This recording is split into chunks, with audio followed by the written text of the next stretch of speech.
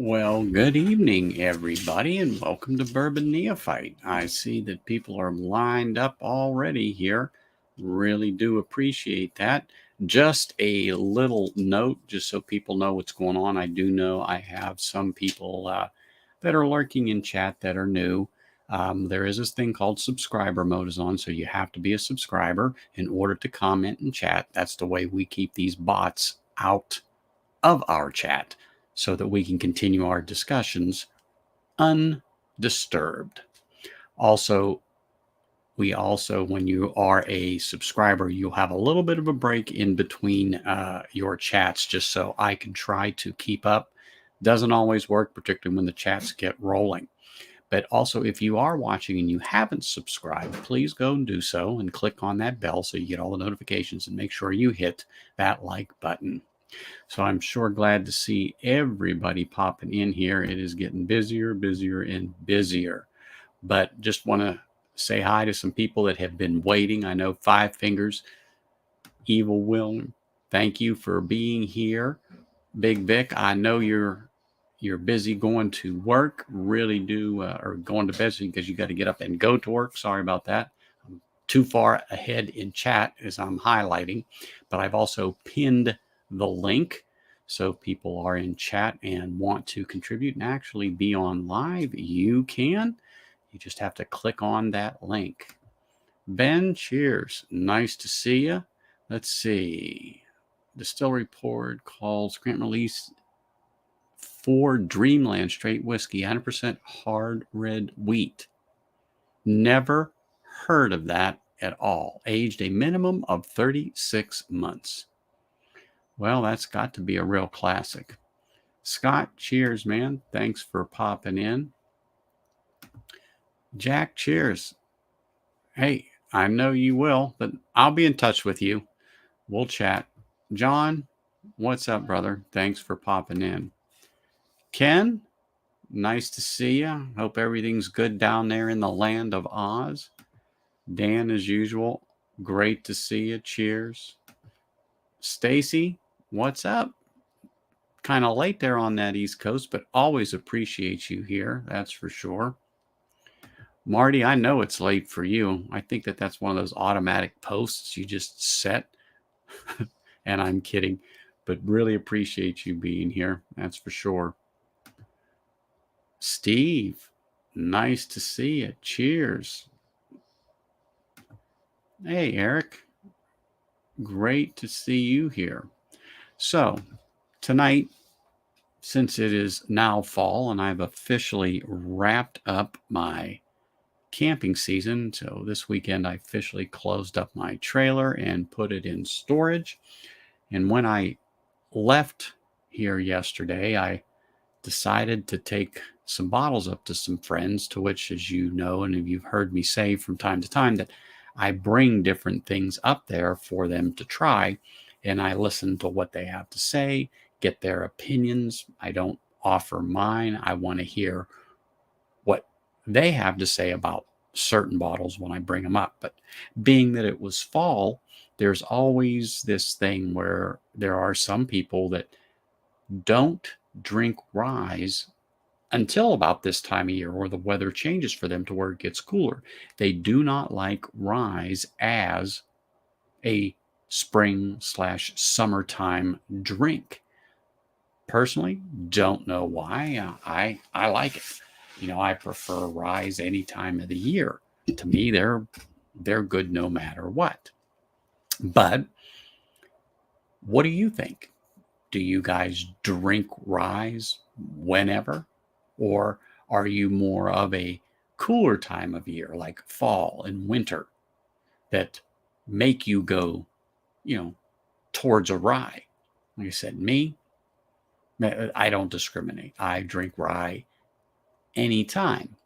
But I do know people that just don't drink rye all year long. They just prefer to drink them in the cooler time. Even their hot toddies, they add rye to them and, pretty much drink that in the cooler times of the year. And, I had this debate last night, and The one I know absolutely doesn't care. He is a rye person, period, kind of like I am, because I prefer rye, but I also prefer bourbons with a high rye mash bill.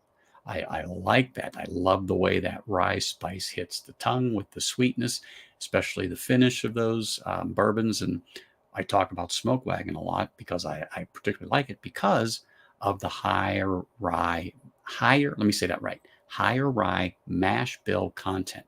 And off the top of my head, I think it's 30%. 30. My gosh, why can't I speak? And I've actually only had about that much of a sip out of a glass. 36% rye mash bill in there.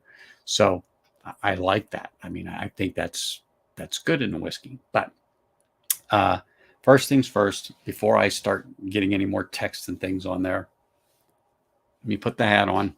All right, officially in business now. But one of the ones I had taken up there, I know you've all had, and I know you have tried, and I think most of you like it. And I don't have much left, but I do have a backup because it went.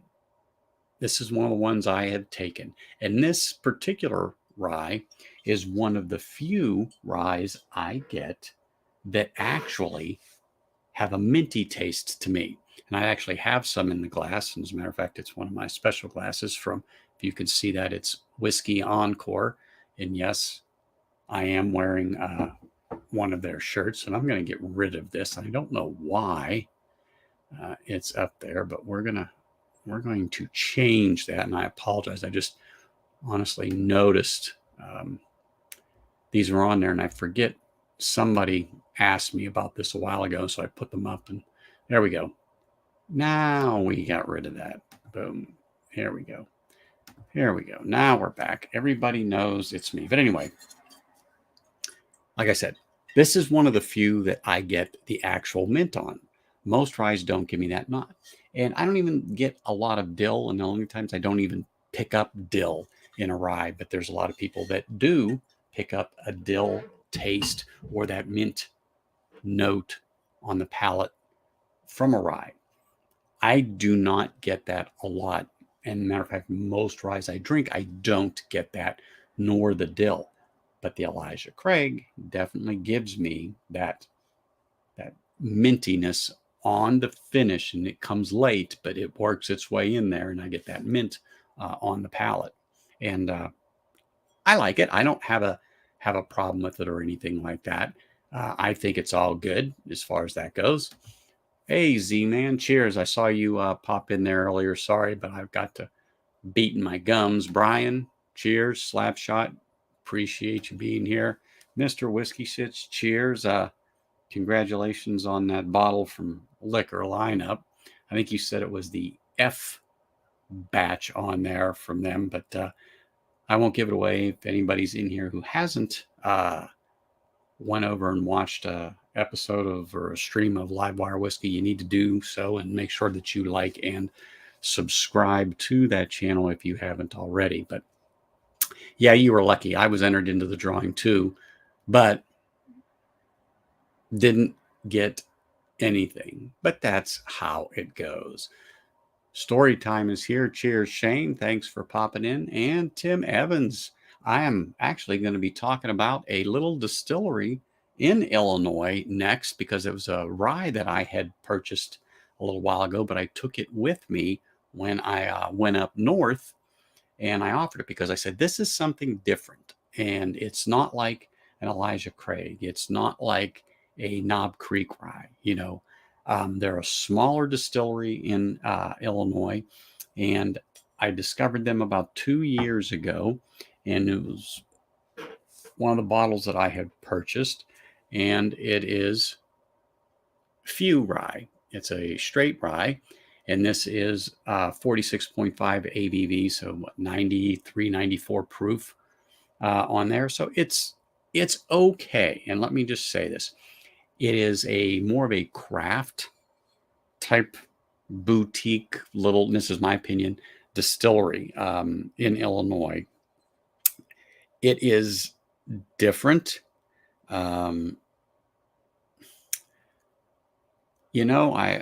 It's taken me this long to get it down to here only because it was a peculiar taste to me.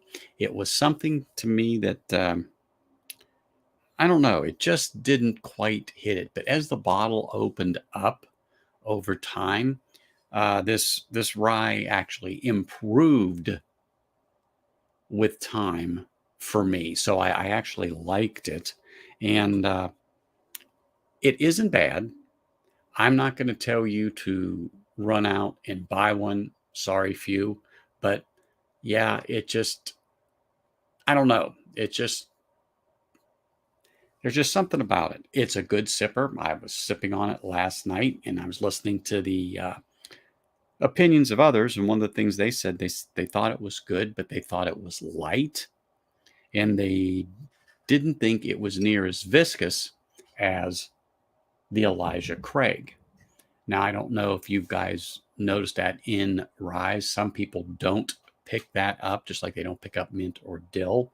But I do notice if it's a thicker rye versus a thinner rye, and let's just use that as the term. So this few is definitely a thinner rye. It wasn't bad. Like I said, it's drinkable. It's doable. There's just there is a taste there that I think it's the youngness, because that rye is like 2 years old, and I think that's what it is. It's just not. I don't know. There's just something about it. It's just it's just weird, and I don't know how else to say it. It's just a weird taste. It's a pass. Exactly. Have you tried it, Tim? Or I know you're probably familiar with it, but it's just nothing good. And I have the straight bourbon. Yeah, I can't go back to that. It's still sitting there. I mean, I say I can't. I will, just to see after almost 2 years if it's gotten any better. But it didn't last time I went after it, and I don't think it's going to get any better now. I just didn't like it. I just think it's too young. I do know they make other ones, but since I wasn't overly impressed with these two, I didn't go and venture anymore into that realm. Let me have a little swing here.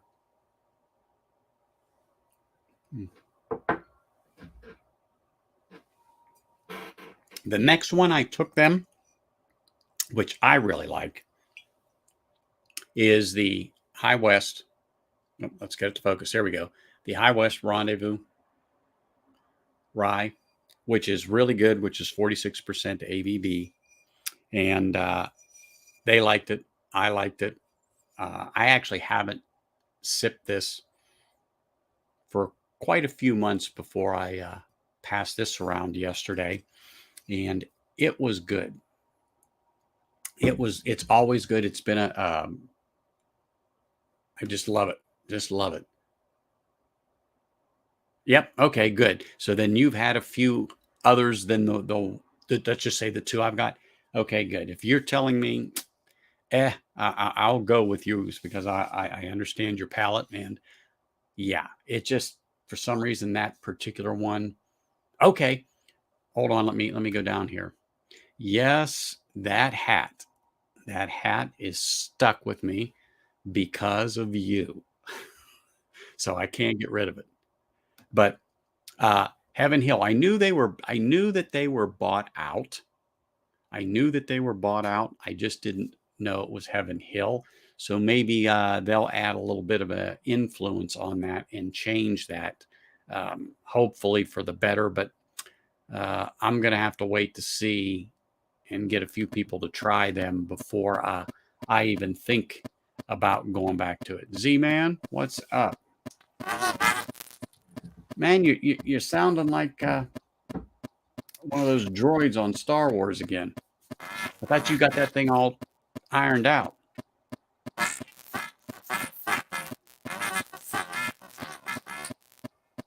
Yeah, you sounding like a droid again.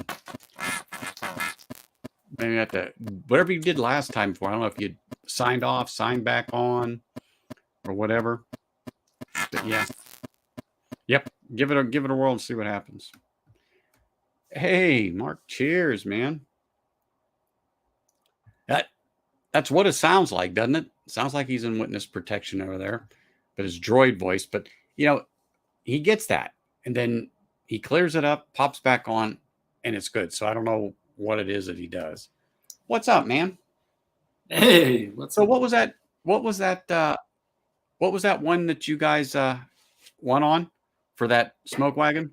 Dude, Series F or something? they did a thing over the last week where you could repost because they were trying to get, I guess, the gold status or whatever for Yeah. the store. Yeah, they've been for trying to Best do. of Vegas. Yep. Yeah, so we've been posting it to our story. We did it 3 times in the last week.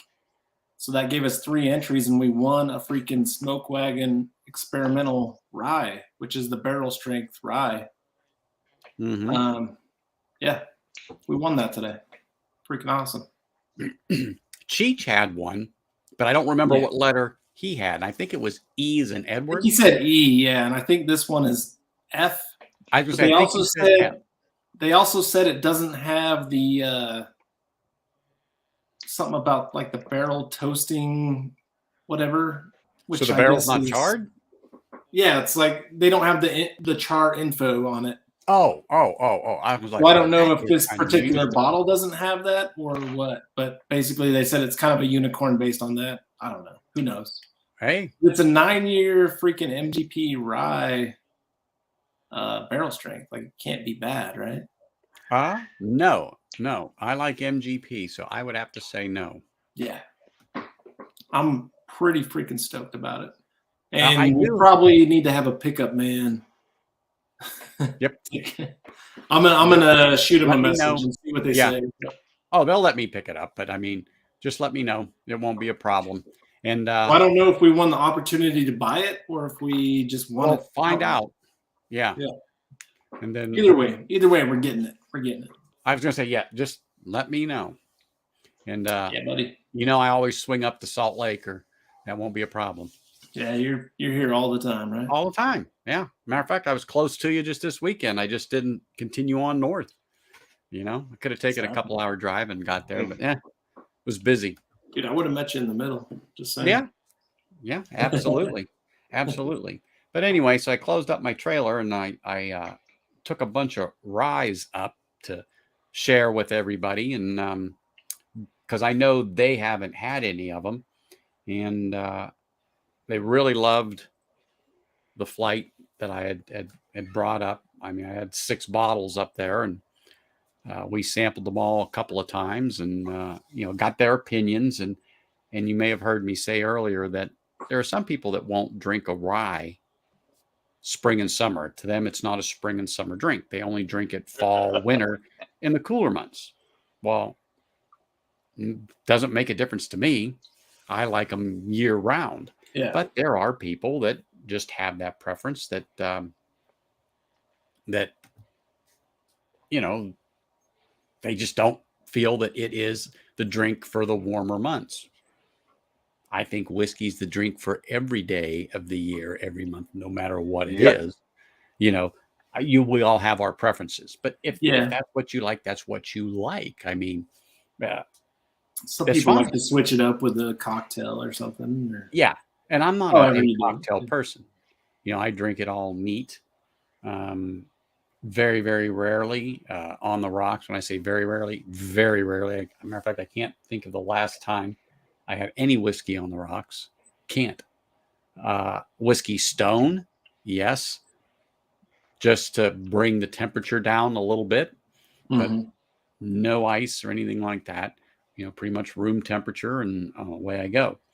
But that being said, they really like that High West. This is the Rendezvous. I know you liked it because I think you've had it, the Rendezvous. Yeah. So they really like that.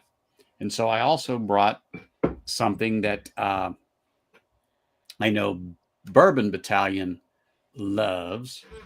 And I had last time he was here, I had him bring me the Magnolia. It's 95% rye, 5% barley. So this is a true rye. Yeah. And this bottled and bond Magnolia is really good. Really good.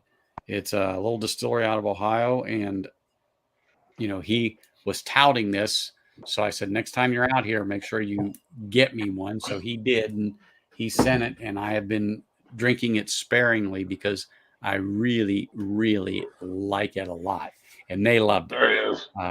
They thought that thing was great. What's up, Eric? What's up, guys? Eric! What's up, brother? What's up? What's up? What's up, brother? I mean, it was. Just drinking some scotch. Yeah, Yes, sorry. I know. Sorry, I'm the on Chiefs ride. suck, buddy. They don't suck. They Eric, lost you the need it. game. Eric, I Eric, like the drink good Devil's shit, Cut. man. I like That Devil's shit's Cut. good. $15 all day, tasty. Ooh. Old What Carter. is that, Adam? That's Old Carter American Yeah. whiskey. Adam's always the second. He's always the You sexy know, bastard If I'd have around. known you were drinking Big Vic samples, I would have poured some of That mine. is a big sample. I know it is. Dude. I got them, That's Right his there. handwriting. That's his and I handwriting. have that. And I have the Iron Root, the 115, whatever. Yeah, he when he was here for Whiskey Weekend, he handed them off to me, and I'm like, oh, good.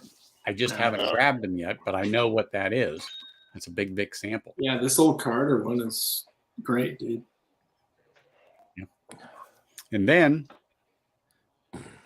one of the Zach. There's Zach. What's up, buddy? Hey, Oh, long there's time no something see. with the bottle chug. Fresh off a bottle chug of Springbank 11. for a second I thought it was monkey shoulder he had. Oh, wrong bottle, big dog. Wrong Well, bottle. I just saw the side of it, and you were talking about monkey Oh, shoulder before. Goodness gracious. Yep. Fantastic stuff, man. Fantastic stuff. Anybody that never got this is definitely sad to say that this was like the heyday for me of like when I got into Springbank. Because these were like the very first bottles of Springbank that were kind of that upper echelon bottle. You know what I mean? But Yeah. it's fantastic, dude. So I jumped in apparently on Rye Night. So No, that's I can change that. yeah, you I can go get some rye. Are we doing rye? I Yeah, got one well, more we're doing- pour in me, Anthony. We're doing rye. well, if you want to, but you can do anything you want. This was just the bottles I'd taken up this weekend to the trailer when I closed it and shared with the people up there before I You tell me see what them to again next pour. year. I'm gonna go get some rye. You tell me what to pour, Anthony, and I'm doing it. Why don't you Mike. pour your Lagavulin? That is Since you not had a that- rye, but Hold I'm on, in. I hold know. on. But the question is though, everybody knows he's got the 16. Does he have a 12 or an 8? No. No. Or an You need 11. You need to get the 8. You need This to, or, is the only or the lager 11. one I have. Hold on. That's a great question because I did not know this because truthfully, I have not been following bottle droppings because I have enough bottles and I really don't need any more. But Lagavulin just dropped a new 11 for this year. A new Offerman that is a recharge cask, It is. which I may have to go pick up because I really enjoy recharge casks. Oh, that's a classic. That I mean, is a you good know, it's in the name, right? Yeah. But Yeah. I mean, really, that is a. I love to scrape down the side so that he can see how much is in it. Maybe I need to do that to my Octomore bottles. I've seen it so many times. But this is just a great bottle. That's a great I bottle. want to have this 16 with a cigar. One of the Big Vic cigars would be. Yeah. But This classic is awesome. so the last bottle that I took up there and shared with them was the rye that got me back into peat. There's no peat in the classic though. You know that. No, Dude, this a is rye. just so That's not a rye solid. you had. This is such a Sure. solid pour, Anthony. It is. Oh, But this is the High West double rye finished for 9 months in a peated Scotch barrel. And it was the one that brought me back to peat after my Ardbeg pirate experience and about ruined me. But when they tasted that, Yeah. they thought that that was an extremely unusual taste to get in a rye, but delicious because it was nowhere near the rye that, or excuse me, the peat that they were expecting. And I said, no, it's finished and it's not as heavy as the Ardbeg that I took up there a few months back and let them try that, the Ardbeg 10, and then the committee release from Ardbeg. I said, it's not the same. I said, it's not the Lafroig I had up here. What committee release? Which The of the committee releases? Do you remember? Because honestly, those committee releases have been so different in The the Ard last 3 years. Okay, this has been good. it was good. And what I appreciated the most about the hardcore was that the price point came back down a little bit. And I appreciated that because there for a minute, those releases were a little bit out of reach for most people, even for special offering, right? At least the hardcore offered a flavor profile that wasn't present in the Anoa or Korvreken, or there's no sherry in it, so I'm not going to go through the others. But any more of the more kind of ex-bourbon focused releases, the one it reminds me the most of, truthfully, is I don't think it's as I'm going to be honest. I don't think it's as good as, but it reminds me the most of was the Perpetuum from 2015. And you're right about the price. The price did drop a little bit, and yes, and if some of the bookers don't realize that soon, I think their popularity is already waning. Absolutely. And I tried the lumber batch Yep. Yeah. Lumberyard. Thank you. A few weeks ago, and I was not impressed. It wasn't terrible, but I didn't think it had any flavor like the Bardstown batch or Tagalong. Granny's It batch. just wasn't it. Yeah. So Yeah, here's my rye. This is the rye I brought. Yeah, of course. Everyone's got to have a little knob. Hell yeah, Eric. That's the single barrel 115. It's a specs pick. Oh well, that's my area. What are you doing? What are you doing with Texas? Eric, when are you coming to Colorado? I don't know. I only live 32 miles from El Paso. Oh, fantastic! I'm in Las Cruces. Oh, I didn't realize. Okay, I didn't realize you were that close to. Fantastic. Yeah. Oh, Brooklotti. I love that. That's what got got me. Something in my freaking eye, and it's irritating. That's what got me into it. Mike, I don't know when I'm coming to Colorado. Yeah, Richie, that is an older. It is an older expression of kind of the Ardbeg's special releases. I was lucky enough to pick that up for a very reasonable price and kind of a lot deal that I did with some of the Houston Bourbon Society. But yeah, man, listen, I think of the Ardbegs that I have been able to have, the 2019 Supernova, I think is hands down my favorite. Right behind that would be the 2015 Perpetuum. Follow that up by saying maybe the Grooves Committee release. But yeah, those from the last few years. Other than that, it's kind of, it hadn't been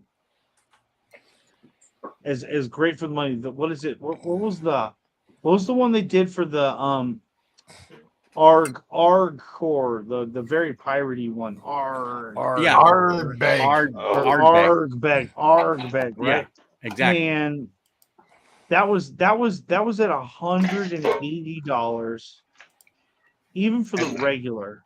And I don't think it was And worth it, Zach. and it was no better, than the 2015 Perpetuum was better than that, and that was at a reasonable cost. So to me, Ardbeg does better on its standard expressions. That 10 is phenomenal. I get it. But the Wee Beastie, for starting people out into peat, because there is so much sherry, is a wonderful expression. Yep, the Wee Beastie And is good. it's very reasonably priced. I don't Yeah, like listen, the Wee Beastie. I'm not gonna lie. Oh, I okay, love okay. Well, I love that. the but Glenmore Mike, engine. but Mike, when you look at your palate is slightly more advanced. Okay, somebody just coming into peat Yeah, I would agree. gets to experience the peat and sherry aspect that you experienced in the Lagavulin 16, but at $40 instead of $100. Yeah. Mike's got Dude, his Even hat up all. to Lagavulin 16. If you don't like this shit, you're even on up to crack. $100, $120. You know what I mean? In some markets. So listen, I think the time is gone where Lagavulin 16 was a value proposition, right? You got a 16-year-old at $85. That's gone. I know for a fact Eric doesn't like Pete. No, actually, I like heavy peat. I don't like mildly peated things. The mild peat is what bothers me. I don't like. It's more medicinal. I like Octomore. I like Port Charlotte 12. Okay. Dude, have you ever had Hold on. Kilhoman? You know what, Eric? I'm gonna say that's a style of peat, rather than peat level. Okay. Because to me, that's a distillation profile that you're enjoying. I What's do up, absolutely Andrew? agree. Z man, I you do look like agree you're losing weight. with you saying like Port Charlotte, Octomore, Bruichladdich is a kind of, and even Bunnahabhain peat is kind of a different, because it's that northern kind of Yeah. Northern Island. inward side of the island. If you think about it, if you think about the island, Right. it's the closest to the mainland. It's very more Evening, Bill. akin. It's very more akin to like some of the Highland peats. So what I would challenge you, Eric, is to go pick yourself up an Ardmore, Ardmore, which is on the mainland, but it's a Highland peat. Now that peat profile is going to be a little bit different, but I have a feeling that it's going to bridge that gap from some of the things that you think are lower. I don't like Lefroy Well, 10. I Well, don't like it's 10. good. Well, hold on. What I think it's going to help you understand is the vegetalness. Okay, so I think it's going to give you a way to get back to Lefroy. Okay, Night, Adam. you're gonna go at it from a slightly kind of a different, a different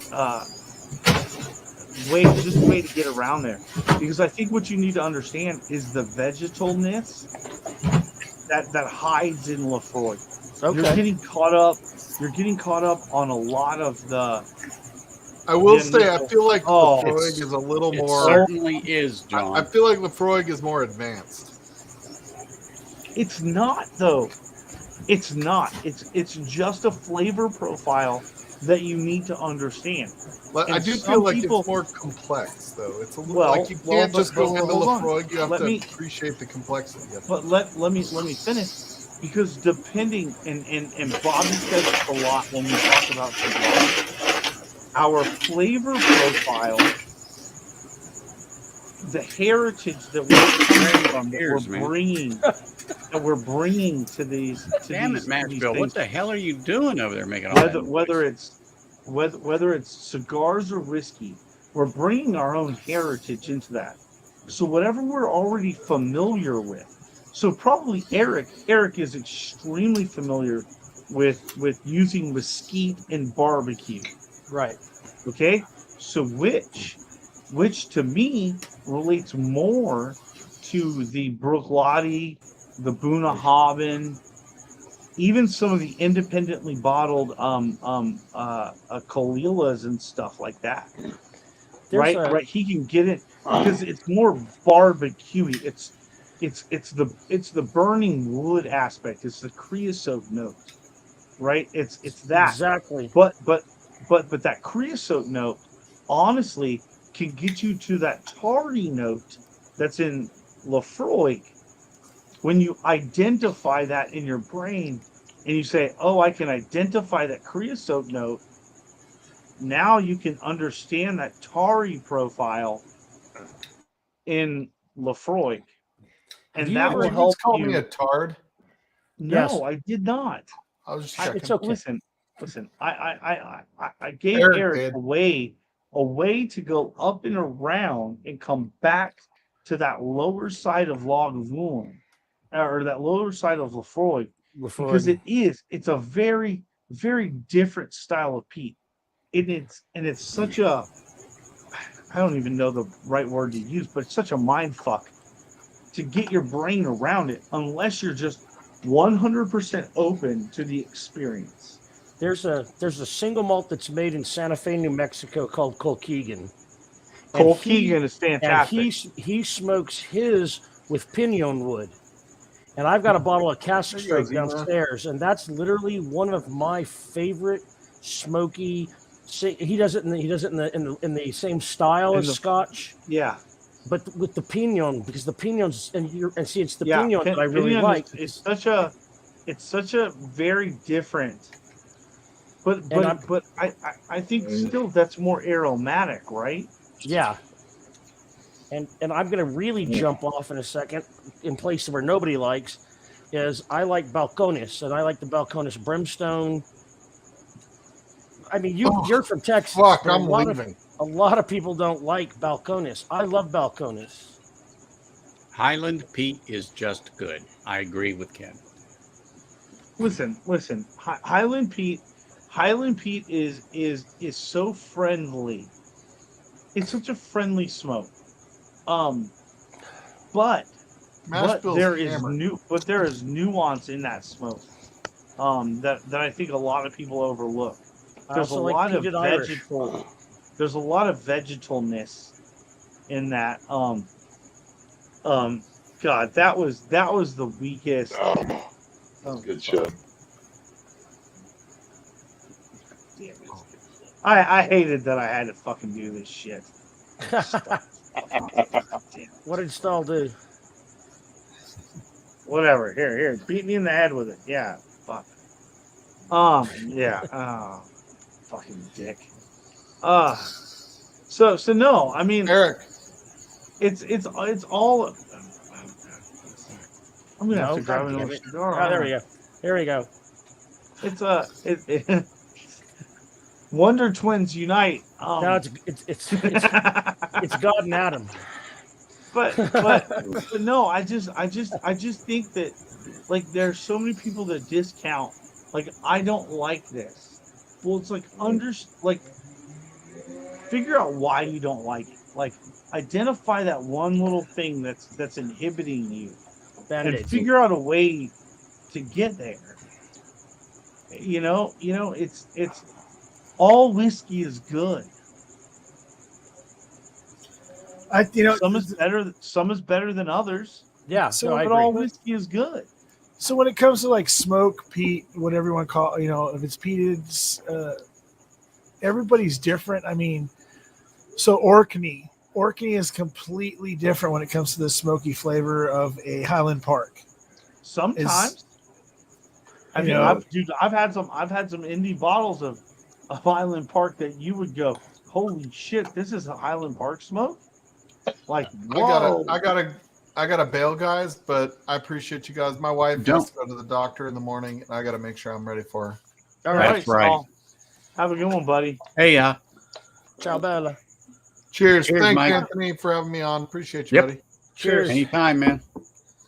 So, and Lagavulin was the right call. It is. I'm drinking a little peated rye right now, but I will be switching to a peated Scotch shortly. Peated rye. Awesome. Sweet, guys. See you guys later. See ya. Have a good one, Mike. So, Steve, it says you're curious about Scotch. You tried a few, none strongly appealed. Seems overwhelming. Where to continue the journey? So, let me ask you: do you like peat or not? That's the thing. If not, there are plenty out there, and particularly like the classic Lottie that Classic Lottie, Bunnahabhain 12. That you should Lafroig, the Lafroig you should orange, go to. whatever that. I think would be a perfect start, or even the Tomatin 12 or 14. They're really good. I mean, especially for the price point, you can't beat it. Well, I mean, I love my Tomatin 12. Is he tried a few? What few did he try? So we don't even know what. Like, I mean, listen. You know, did he try some blends that weren't very good? Did he try a black hole that wasn't very good? It had grain whiskey in it. He wasn't even trying a single malt, right? He was trying a blended Scotch whiskey. You know, well, does he try?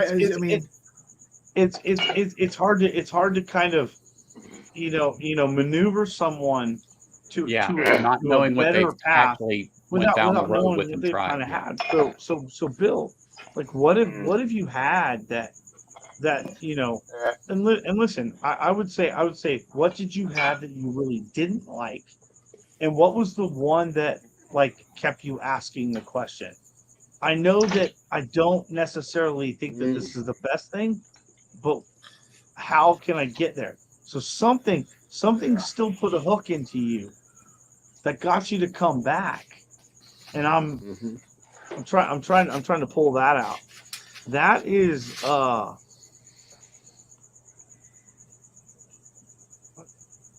can't read the label. That was a wild turkey. That was wild turkey, yeah. So, man, I'm getting a Charles McLean dissertation.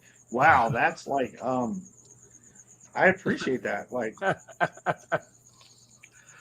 because yes, he is, like, but it's true. I mean, he talks the truth. When you really get deep down into it and do that deep dive into Scotch, what is it that you do like, or what is it that you don't like, and then you can build from that and. Like, move left, move right. Like I can show you these two things. Like, anybody that knows anything, like these are two completely different things, right? Right. This is Isla. This is Campbelltown local barley. It's a completely different profile. Then this is a standard Highland, right? But this, I don't even understand how you could say this was even mildly, Hey, offensive. What's up, 60 Hertz? Nice to see you, man. I mean? Cheers. Like a knock 12 is wonderful. Anthony, listen, Steve, I want you to go pick this up. A knock 12. Please do it. What's it called? Knock? A knock 12. A knock 12. Wonderful. It'll get you into that. It'll get you into that mild, Highland sourness of the malt profiles, which will lead you down the road into like Glencadam and stuff like that. It's an older style of malt, right?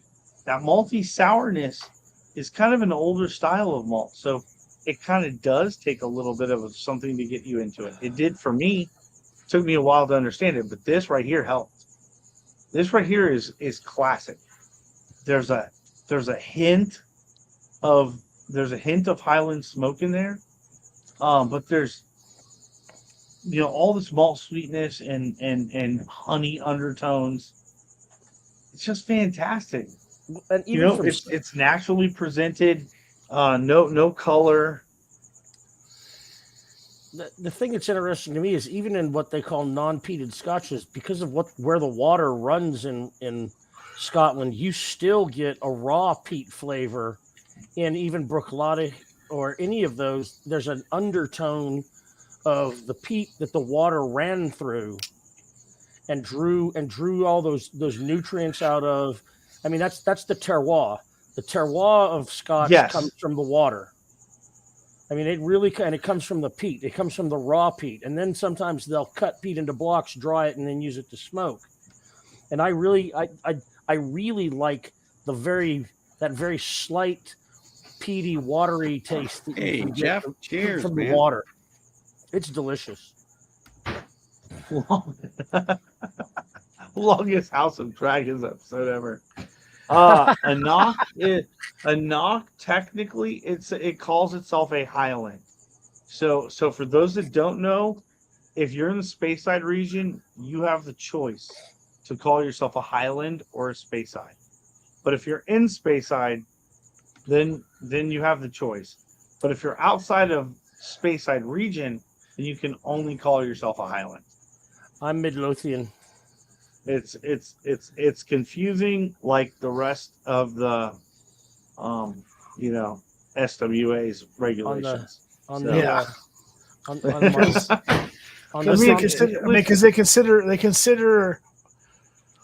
Because they consider Orkney the Highlands, but Orkney is its own form of Scotch. Orkney technically to me is an island, but because it's so close to the mainland, it gets called a Highland. Similarly to Arran sometimes is called a Highland, so Arran sometimes is called an island. Right? So I mean, Orkney's out. It's up. That's way up north, or is it north? Well, it's a little island. Yeah, it's a teeny tiny island. That northern, yeah. And it sits right off the edge, but it's so close. But the relation that it's so close to the mainland that it technically it calls itself a island. So yeah, I wish I even though they. Yeah, but the thing about Orkney is when you say Orkney, most people identify as what? Highland Park, right? Right. Well, there's another one up there. That's Scapa. Oh yeah, Scapa. Okay. But Scapa. That's one of the great things. Like bourbon, there are many roads you can go down that if you don't find one that you like, you can go to the left, you can go to the right, you can do a complete 180 and go in another direction. And Scotch is the same way once you understand the spirit. I think in Scotch, though, it's easier to point those directions. I think sometimes in bourbon, because of the innate similarities, right? Just because of kind of they're ring fenced, so to speak, right? Right. That you have to be a little bit more picky. I think when you're talking bourbon, you need to be you almost need a little bit more knowledge when you're talking bourbon. With Scotch, you can go, oh, different region. Okay, I can boom. Right. Different region. Boom. I can get something different. Different region. Exactly. Boom. And they're so vastly different. And when you pointed out when it was pointed out that you need to understand Scotch for what it is and the nuances that make each individual distillery different, and know what it is about a particular Scotch, and let's just say whiskey in general, that you don't like, and start choosing different avenues. And when I first went to peat after being off of it for over 25 years, I went to that Ardbeg Pirate. Worst experience of my life, and just was it. Is that the ARG? That's yes, the ARG. Yes, that's when it's called the Pirate. That's the one. Which is a bad. It was It was a horrid. bad. It was a bad grilled pineapple. Ugh. Now, that sounds good. It's a bad grilled pineapple, and when I say that is it's not necessarily bad. Okay, it's just you for the price point, it really leaves you wanting more. Mm-hmm. Now, at the same price, around the same price point, I should say, that I was able to try the Ardbeg Grooves committee release. Now, I had the Ardbeg Grooves non-committee release, which I was like, oh, okay, it's not bad, it's not great, right? But that Ardbeg Grooves committee release had that grilled pineapple note that was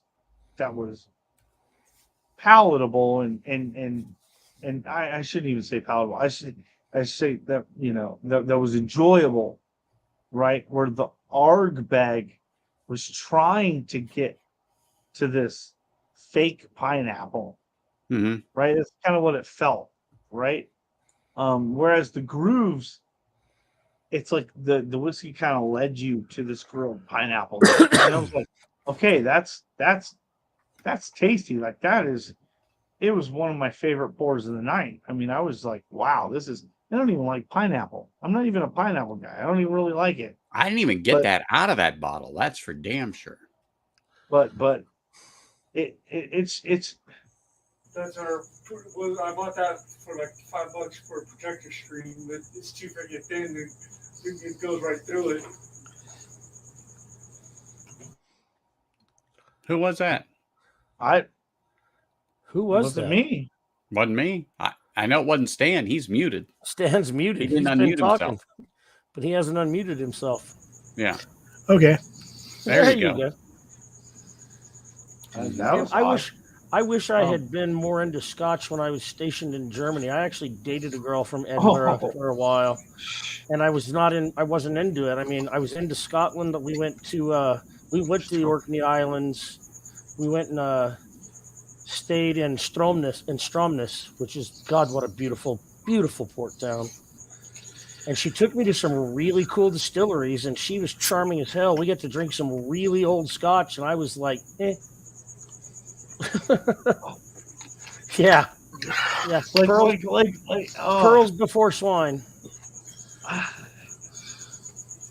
But I mean, sometimes that turns you,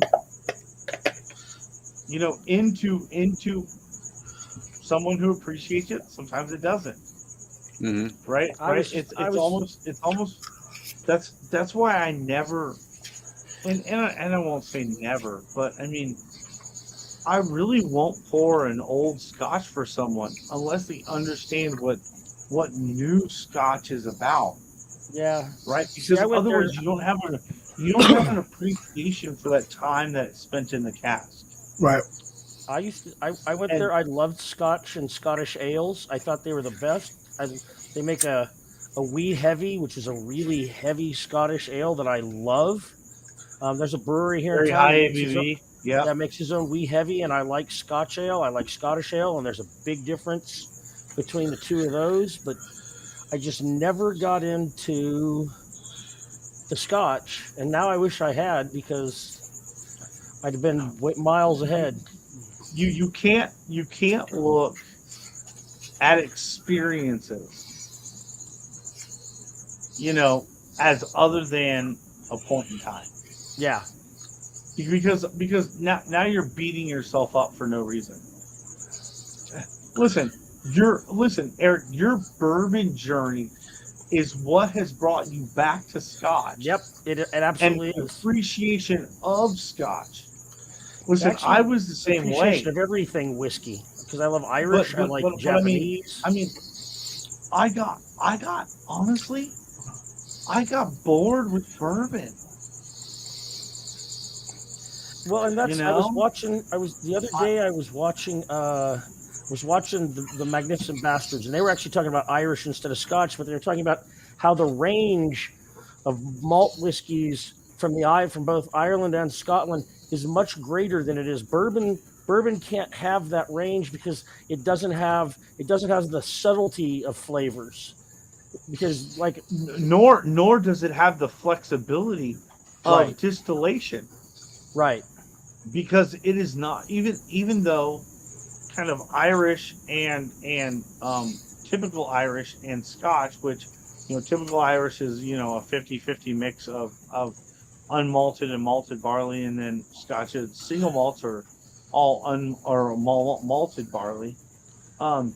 Even though they're hamstrung by the grain, right, being one singular grain, everything else is up for interpretation. Yeah. There's just, everything else you can change.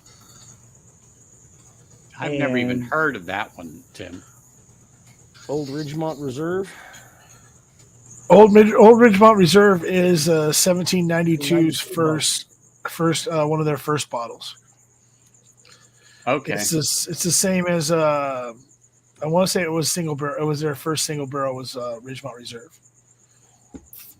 So this is what Steve had to say. I don't know if you caught that earlier.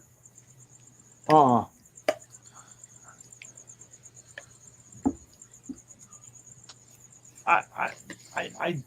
don't think that it's the same terms. It's just the application is a slightly different. Length of time gets a little bit longer because of the colder climate, right? And so that 4 to 6 year old whiskey now becomes an 8 to 12-year-old whiskey in Scottish terms, right? I mean, I'm making generalizations. Please understand that I'm making generalizations, but that's kind of the same thing. So when we see a 4 to 6 year old Scottish whiskey, a lot of times people think, oh, that's like a 2 to 4 year old bourbon. Well, how many 2 and 4 year old bourbons do we know that are actually good? Because one, casks were good, and incoming product or incoming raw material was good. Same thing with Scotch. Incoming raw material was really good. Cask selection was really good. You get a really good product a lot faster. So it's more about quality. It's more about quality focus over quantity focus, and I think that's what we're starting to see now. I think with bourbon, we're starting to see a lot of quantity focus rather than quality focus, and that's why we're seeing so many things out here. I disagree with that, because 90% of Scotch is blended quantity. I'll see everybody later. I got to be all right, Stanley. Have a good one, buddy. Stanley. Well, hey, okay. Thanks for popping in, Stan.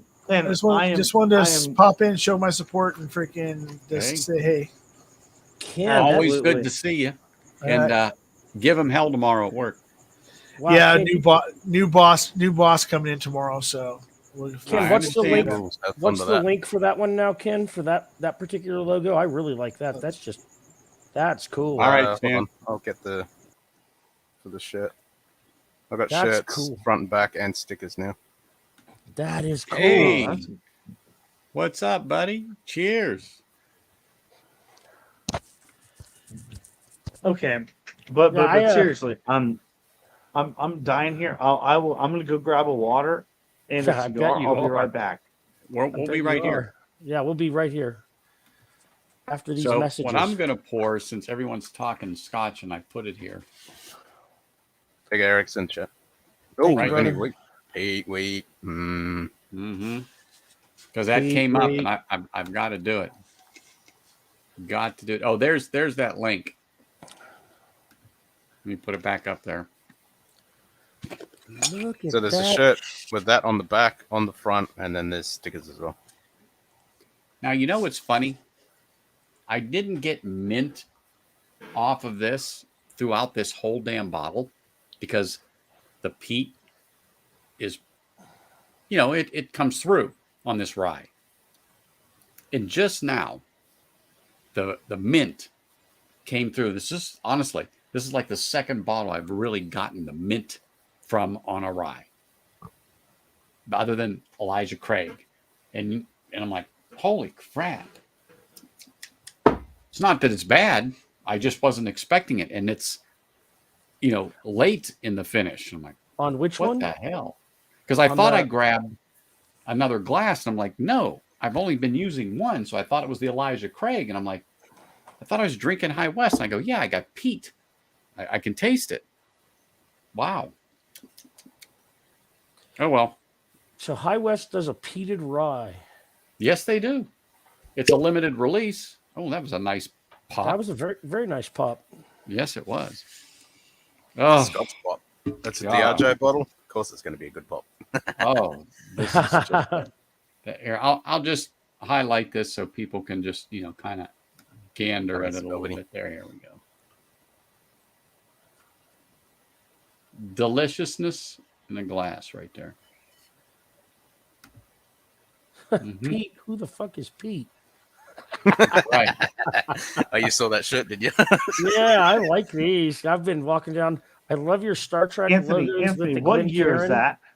2003. Okay, fantastic, wonderful batch. Have you It ever is, had and it was a lucky find. Not really. I bought 5 or 6 of those, but I bought them for like $45. They went on sale. Like it was ridiculous. Oh yeah, I was gonna say yeah. But the one that's different, is the 2002 batch. Have you ever had the 2002 batch? Nope, this is the first one I have found, period. Oh, really? Yep. That's how hard they are to come by out here. Okay. Here's what you need to do. You need to send me your address because I'll send you a sample of the 2002. And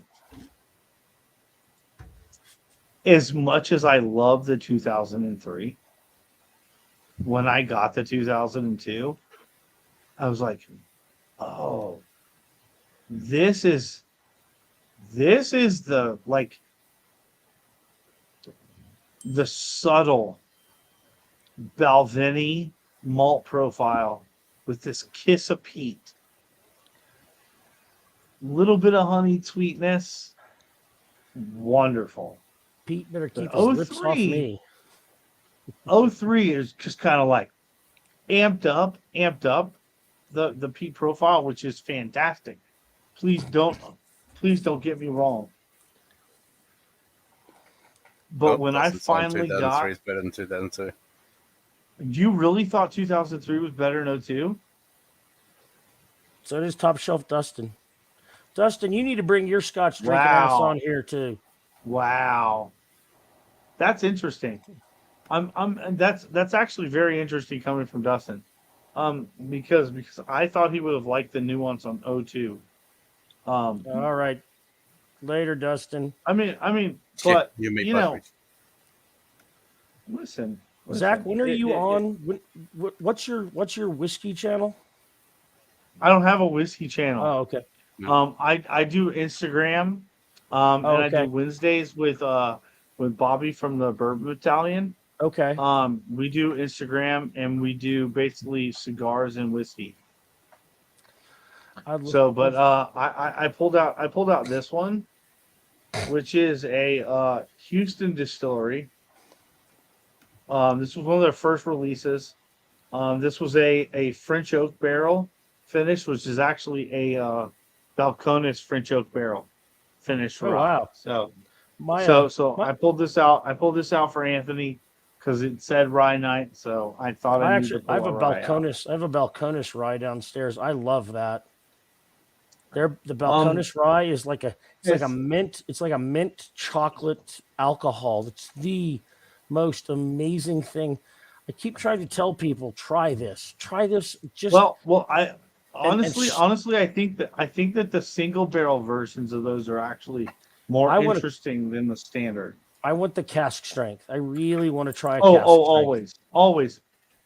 Can't find it here. The specs in El Paso, not a single specs in El Paso carries the cask strength.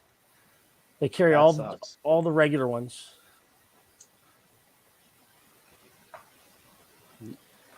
They can be expensive, Faz. That's for this sure. Has been. Peak weight is good, Faz. Yeah, this is. I first decided to try Scotch when Mash and Drum did. They did the water of the Aquavite. They the movie, so you could watch. And I watched that. And the thing I liked best about it was the community aspect of that distillery. How they came back so that they could put the farmers back to work growing the local barley and put everybody back to work doing distilling. It was very cool to watch. Well, Jim McEwen had stared at that distillery for years across the bay while he was working at Bowmore. So it was definitely gosh, John. I mean, it's not bad. Their Outlaw is probably the best of their options, but I mean, I didn't even know that they had a 17-year-old week of heat. Wow, now that would be amazing. No, the double wood. It's a double wood. Oh, it's a double wood? Double wood? Yeah.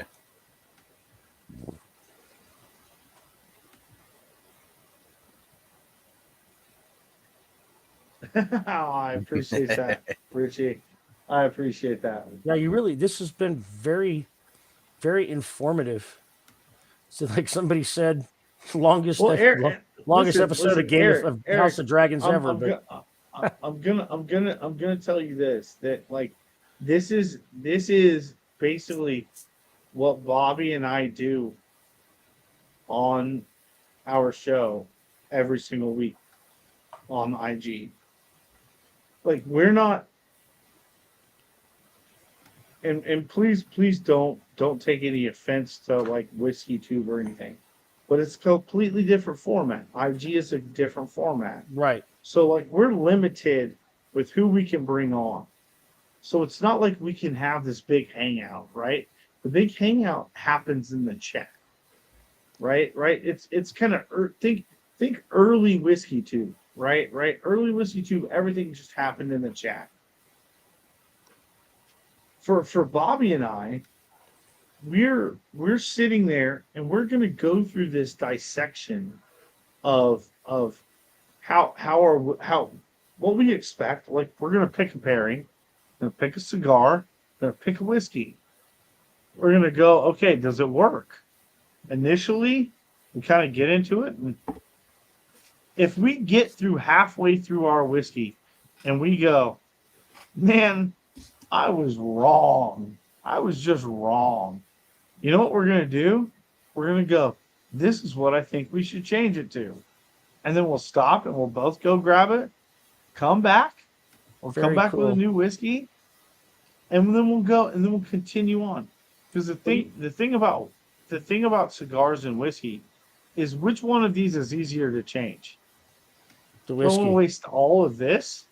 Or do I want to pour small and I'm done? I sip this one and go, okay, I'm on to something else. What are you smoking right now? Whiskey up. This is actually the chocolate oatmeal cookie from Bravada. Oh, okay. I'm a boutique cigar person. Right now I'm smoking the hell out of Neanderthal by Roma. The Neanderthal tobacco it's so full bodied. It takes me for a little Robusto, it takes me an hour and 45 minutes. Whereas with normal Robustos, I'm done in an hour. So I mean, listen.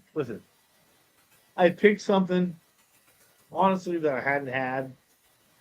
I wasn't even worried about my whiskey pairing tonight, honestly. I was just like, the last cigar that I had was And I was just like, man, I need another one. It wasn't even that I wanted another one. It was so underwhelming that I was like, and I know people love that brand, and I'm not even going to say it. And it's kind of a classic old world style. What brand? And for Fuente? It's the Ave Marias. Oh, Aves. Okay. Listen, they're hit or miss for me. They're hit or miss for me. I fell into cigars. When I was in Germany, I was dating a German doctor, and her dad was none too impressed with the fact his daughter was dating an enlisted soldier in the United States Army. So I asked her what I could do to impress him, and she said he liked cigars and that he was interested in this alcohol called tequila. And did I know anything about it? I thought, yeah, I know a couple of things about tequila. So I got him 3 bottles. I got him a silver, I got him a reposado and añejo, and I got him in 1989. It was the first year that the Cohiba Esplendido was available to the general public. It was before that. It was just cheers, man. It was just Fidel's cigar. So I went to this cigar store, and this guy gave me a world tour of cigars, and so I bought him a box of Cohiba Esplendido Churchills, 3 bottles of tequila. And he almost loved me. God, I saw it. He almost, and then he realized he still hated me. And he broke out this bottle of Armagnac that he stole from a French vintner in 1940 to show me how much better he was than me. And he busted that open, and it was 75 years old in 1940. And so Bobby, it was 125, and it was delicious. It was an amazing Armagnac. I can only imagine. But listen. The fact, Eric, the fact that he had to pull out the best of his best to best you. Yeah. Well, and then I ended up pissing him off really bad because he had been captured. He was captured by the Soviets in 1945, and they held him till 1956. And I told him, I said, maybe if you'd been a little nicer going in, they'd have been a little nicer when you were leaving. And he stubbed out that. He still had 3 inches of that Cohiba left, and he just smashed it out, went upstairs, stormed upstairs, and left me with 3 fingers of 125-year-old Armagnac to drink. And I did. It was gone when he woke up in the morning. Screw that guy. I'd have drank that Armagnac too. Fucking nonsense. Oh, yeah. He was wonderful. He was Waffen SS. Oh, he was an SS tank commander. It at that point in history, everybody had done something wrong. Right, but I mean, I was just trying. You did your best. I tried. Listen, I mean, you treated the man with respect as you thought you should, but he wasn't going to reciprocate when you showed. Yeah, that's respect. it, right? So yeah, there's nothing you can. There's nothing you can do with that, man. Yeah, but because I wanted to impress him. That's true. For 3 years, I got to smoke nothing but Cuban cigars while I was stationed in Germany. So that made, well, but if you look at the time at which you were smoking those cigars, it's different than it is now. Oh yeah, quality control is gone to hell. And that's I think a thing that is lost on a lot of people. That what is coming out of Cuba right now is not quality cigars. No. The Nicaraguans they're underaged, under fermented. They did not go through the sick period. Right. They're trying to push it out too fast. The fields haven't been rotated properly. And every third cigar is plugged. Every third cigar is plugged. That's my real problem. Is every third cigar is plugged. You have to use a punch tool to get all the way through a cigar. I don't want to have to do that. I'd rather smoke a Oliva Serie V or. Oh, I mean, listen, Oliva V is a classic for what it is, right?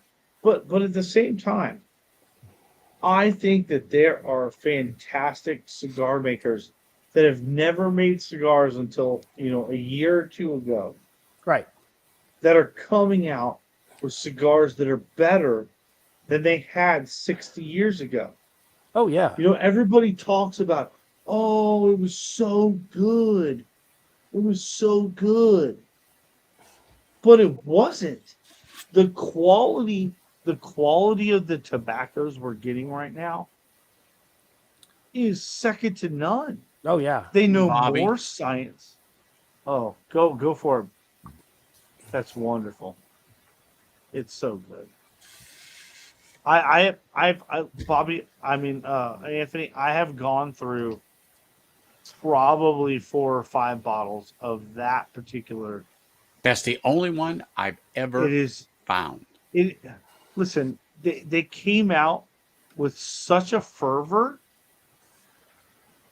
that when the week of Pete came out, when they switched from Pete Week to Week of Pete, those Pete Week bottles went on sale for like $45 a piece. I would have bought a couple. And dude, I bought like 5 or 6 of them, and I was just drinking them. So would have Ken. I've still got probably at that price. I've got an open one, and I think I've still got 2 unopened ones in there. But what I was able to find was that 2002. And listen, what I love about the 2002 bottle over the 2003 vintage is that there was a nuance. Good night, Greg. I get it. If you want straight, full on, hit you in the mouth, Pete. Hey, Greg. Cheers, man. Batch. Always a pleasure having you on, brother. Thank you. Oh, absolutely. Cheers, schlaf gut. But 2002 had a nuance. There was a little bit more balance to the malt profile Springbank is delicious, John. Delicious. Yeah. I can't believe yeah, it is. That local barley. Yes. What? You said chug local barley? No, don't do it. No. Oh. Does that hurt? Yeah, it hurt me. Oh, it doesn't hurt. No, it tastes good, but it doesn't hurt for you. It hurts for me because I want to do that. All right. Well, all right, everyone. Attention on deck. Attention on deck. Uh-oh. There we go. Hey, what's up? Everyone, attention on deck. What's up, Mark? What's up, Mark? There he is. There we go. Cheers. Mark, mute your YouTube. Mute the YouTube. Oh, yep. My bad. That's all right.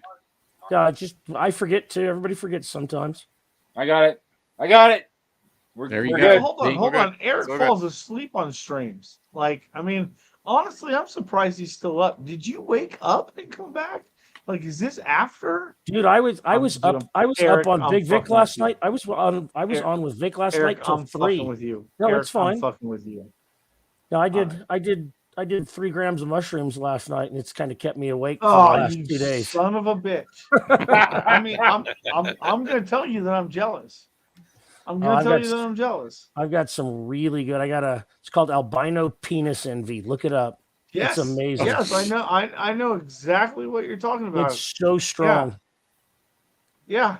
It's between 2 and 3 times stronger than any of the gold caps or the teacher. Yep. Mm-hmm.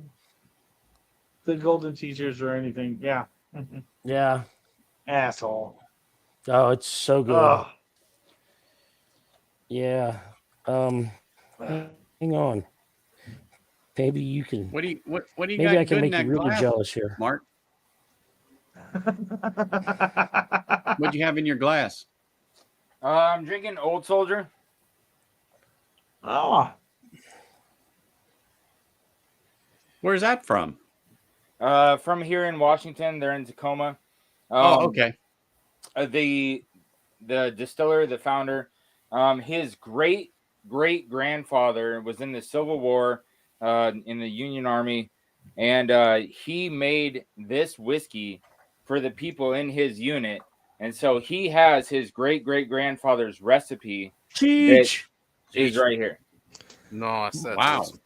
Awesome. That's a heritage right there. Oh yeah. My 3 times great grandfather was a Union. He was a supply officer, and he used to get whiskey. He used to get barrels of whiskey, and oh my god! Cheech, that hurts, bro. Oh, That hurts. Good. That's good that Buddy, Zach's getting a bit of a revenge drink of that. Buddy, You got to pour come some of that, on. Cheech. I'm pouring some of this Son right of a- now, Anthony. Right now. wow. Look You at could there. probably Your fans hear are it even happening here, right Cheech. now. Look at that. Oh, Cheech, you're all trimmed up, man.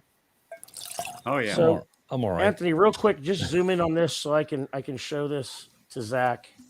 Oh, you son of a. Let me see if I can. There we go. Oh, That's a quarter down at the bottom. To compare the stems to, oh that's my God. that's a quarter. Look at the size of those. We have a couple amateur mycologists here. Yes, I am mycology. Listen. I'm not gonna lie. I've tried. That shit is hard as fuck. Okay. Yeah, because you can It contaminate it. fuck, okay. You can Cheers, kill Anthony. them so No. fast. It is easy to take from spore What do to you think, Cheech? mycelium. It's Oh, hard to take creepy from bitch. mycelium to fucking Final product. fruit. Mushrooms. God, yeah, this to It feels fruit. is good. so hard. Cheers, Richie. Yeah. Everybody in I used chat, to have cheers, a- everyone. I used to have a 30-gallon Yeah, Cheech, cheers to you, bro. aquarium that I had replaced the front with thick plexiglass. I had rubber gloves in there. I would use UV to sterilize everything, and I'd It's so still hard, kill a bunch man. of damn fruit. It's so hard. You need to try the PF technique. PF I've tech. tried. Listen, It works I've every tried. time. Works every I'm time. gonna have to Oh look. God, it didn't work for me. It didn't work for me, Well, Cheech. It didn't work for me. It's I usually used it. okay. Did you get anything at all, or did you just get mold? I got no fruit. I got full on. I got full on contamination. Okay, so what usually happens is because- people put them because- in too dark of an area. Yeah. Well, You have to have some I also incidental think- I light also- here and there. I also think that I had too much. Listen, I went from mycelium. Mhm. I got mycelium. It was mycelium to fruit that I screwed up. And I think I got too not wet. I think I got too wet. Moisture's a Steril- big issue. for Moisture, sure. sterilization, and light is all the issues. For It sure. was moisture. I think it was moisture. I think I had too Yeah. much moisture. Those are the three variables you have to look out the most for. and I try to It's grow mine in moisture, grain beds because I've got friends who are brewers and you can grow in grain beds really well. I like the brown rice and Sorry. vermiculite version. I mean, Sorry, Brown rice Anthony. would make Sorry, it- But sorry what do we I took know? over your I don't know stream. anything. I don't even know what I'm talking about. No, it doesn't sound like you know. I have Thank no you. idea. No, Mike, FBI, this is the FBI, most I've I ever have heard no you talk fucking about clue. this subject I'm ever. drunk right now. I have no idea what I'm talking about. You cannot That's all right. rely on my current statement. Hey, I'm drinking Red Spot and it's freaking fantastic. Oh my God. Is it not cheap? So good. That is, listen. You wanted cheap. to swear then, but you held back. Why don't you just do Is it that properly? not the best spot? G'day, King. How you going? Is Yeah. that not the I best just- spot you've ever I just had? upgraded. I like yellow. I just upgraded to blue. Okay. Oh, and well, Cheech is already there you on go. red. I Yeah. like. I Listen, last- I listen. got a gold behind me. You see that? Oh, Yeah, you got a nice gold? spot. Oh, Yes. you son of a I see gun. Old Fitz, Lucky 7, Forgate, Old Carter. Gold. Nothing he got- good. he That's got- a he that's got a all- green screen, Mark. There's no whiskey behind me at all. Listen, Yeah. Mark. It is a lively bunch, Richie. Yeah, this is a If- green if- screen too. It's not really. If you want, yeah. Luckily, I'm not in there. I'm not allowed to smoke in there. That's the law says. Stay outside. Though. yeah. Well, Gold Spot landed here, but I haven't seen it in a Okay. store yet. But I know it's here because I see it pop up places. People say they scored one here, scored one there, and I don't know what it's going for, but I can only imagine. I can tell you that around me, it's been here for a little over 2 weeks, and as of Friday of this past week, I've been unable to find any more of them What did it go for? here and going. The lowest price I saw was $129, and the highest God, price that's I've not seen bad. the highest price I've seen is $225. I was going to say I've heard it was 200. At 200, I would say it's okay. I mean, I haven't drank mine yet, but I think as far as like its scarcity and distribution goes, it might be worth $200. But I didn't pay that much for any of them. The highest I paid was honestly, $150 plus tax, so $162 or so. I bought Yellow Spot last Saturday. Night, Bobby. I went to visit friends Hey. in Albuquerque. Cheers, And Bobby. I found a bottle of Yellow Spot, and so I bought the Yellow Spot because they're big Irish fans. Yeah. All right, It is good. I like it. It's got a lot more wood to it. There's a lot more oakiness to that yellow spot than there is to the others. Well, And we did John yellow that yellow has the age over the green, right? Right. Yeah. And I get it, right? But what I found was the introduction of those wine casks with 15 on the red spot. It changed it. I'm not a big wine cask fan, but wow. I'm not a big Irish fan, but this one spot blows me away. Effing red spot right now is my unicorn Irish. That I don't even care about all the other shit. Just give me a bottle of red spot, and I want a Redbreast 27. I just want to try Redbreast 27 you know what? one time. You send Stacy some stuff, and she'll send you a sample. Yeah, I was gonna say Stacy probably has it. Actually, I don't think Stacy's she does had right it now. numerous times. But listen, Stacy is the authority on freaking. Yep. I agree. Yeah, absolutely. She's the reason I bought Red Spot to begin with. But I will tell you this: Stacy's gonna send Bobby and I an Irish sample kit, and we're gonna do that on one of our Wednesday lives with her husband with the cigar. And that sounds fun. And we're gonna do an intersection of because honestly, I haven't done much with Irish. Irish whiskeys are so light. So you're gonna have to do like a Connecticut. You're gonna have to do a Connecticut. I'm thinking we're we're gonna have to go really light Connecticut. Yeah. A really light Habano, a really light on the spice Habano. Yeah. But even if you got something heavy, because of the Irish, it's going to be contradictory to that. So it might work. I wouldn't go to Maduro. Yeah. I wouldn't go to Maduro on that. Ken, that's the other thing. But see, here's the thing though, is everybody would say don't go Maduro, but there are some Maduros that are very light. Yeah. Okay, so in fact, Bobby and I spoke to one the other week, and it was the Escobar Maduro, the one that the rapper Nas does, the Escobar Maduro. And it was not your typical kind of full flavored Maduro. It was very light at first, and it built to kind of this darkness that you were expecting. So I could see that working with an Irish being real light, and then leading you kind of to some of this other things. See, I'm such a full-bodied dark. My favorite is La Flor Dominicana Double Ligero. I love that cigar. I mean, listen, so full-bodied. It is so Eric, I totally understand, but it's the same way with your whiskeys, right? You know what I'm saying? Yeah, in the morning, in the morning with my coffee, I have a Connecticut. Exactly. It's not the same. I understand where your like normal preference lies. Yeah, I saw that, Anthony. But I think that understanding how, but like what was it Bobby and I did the other night? We did the Rojas Street Tacos Carnitas, which is a Connecticut wrapper, which is a Connecticut wrapper on Wild Turkey Rare Breed. Holy shit. Not only did the cigar change the whiskey, but the whiskey changed the cigar.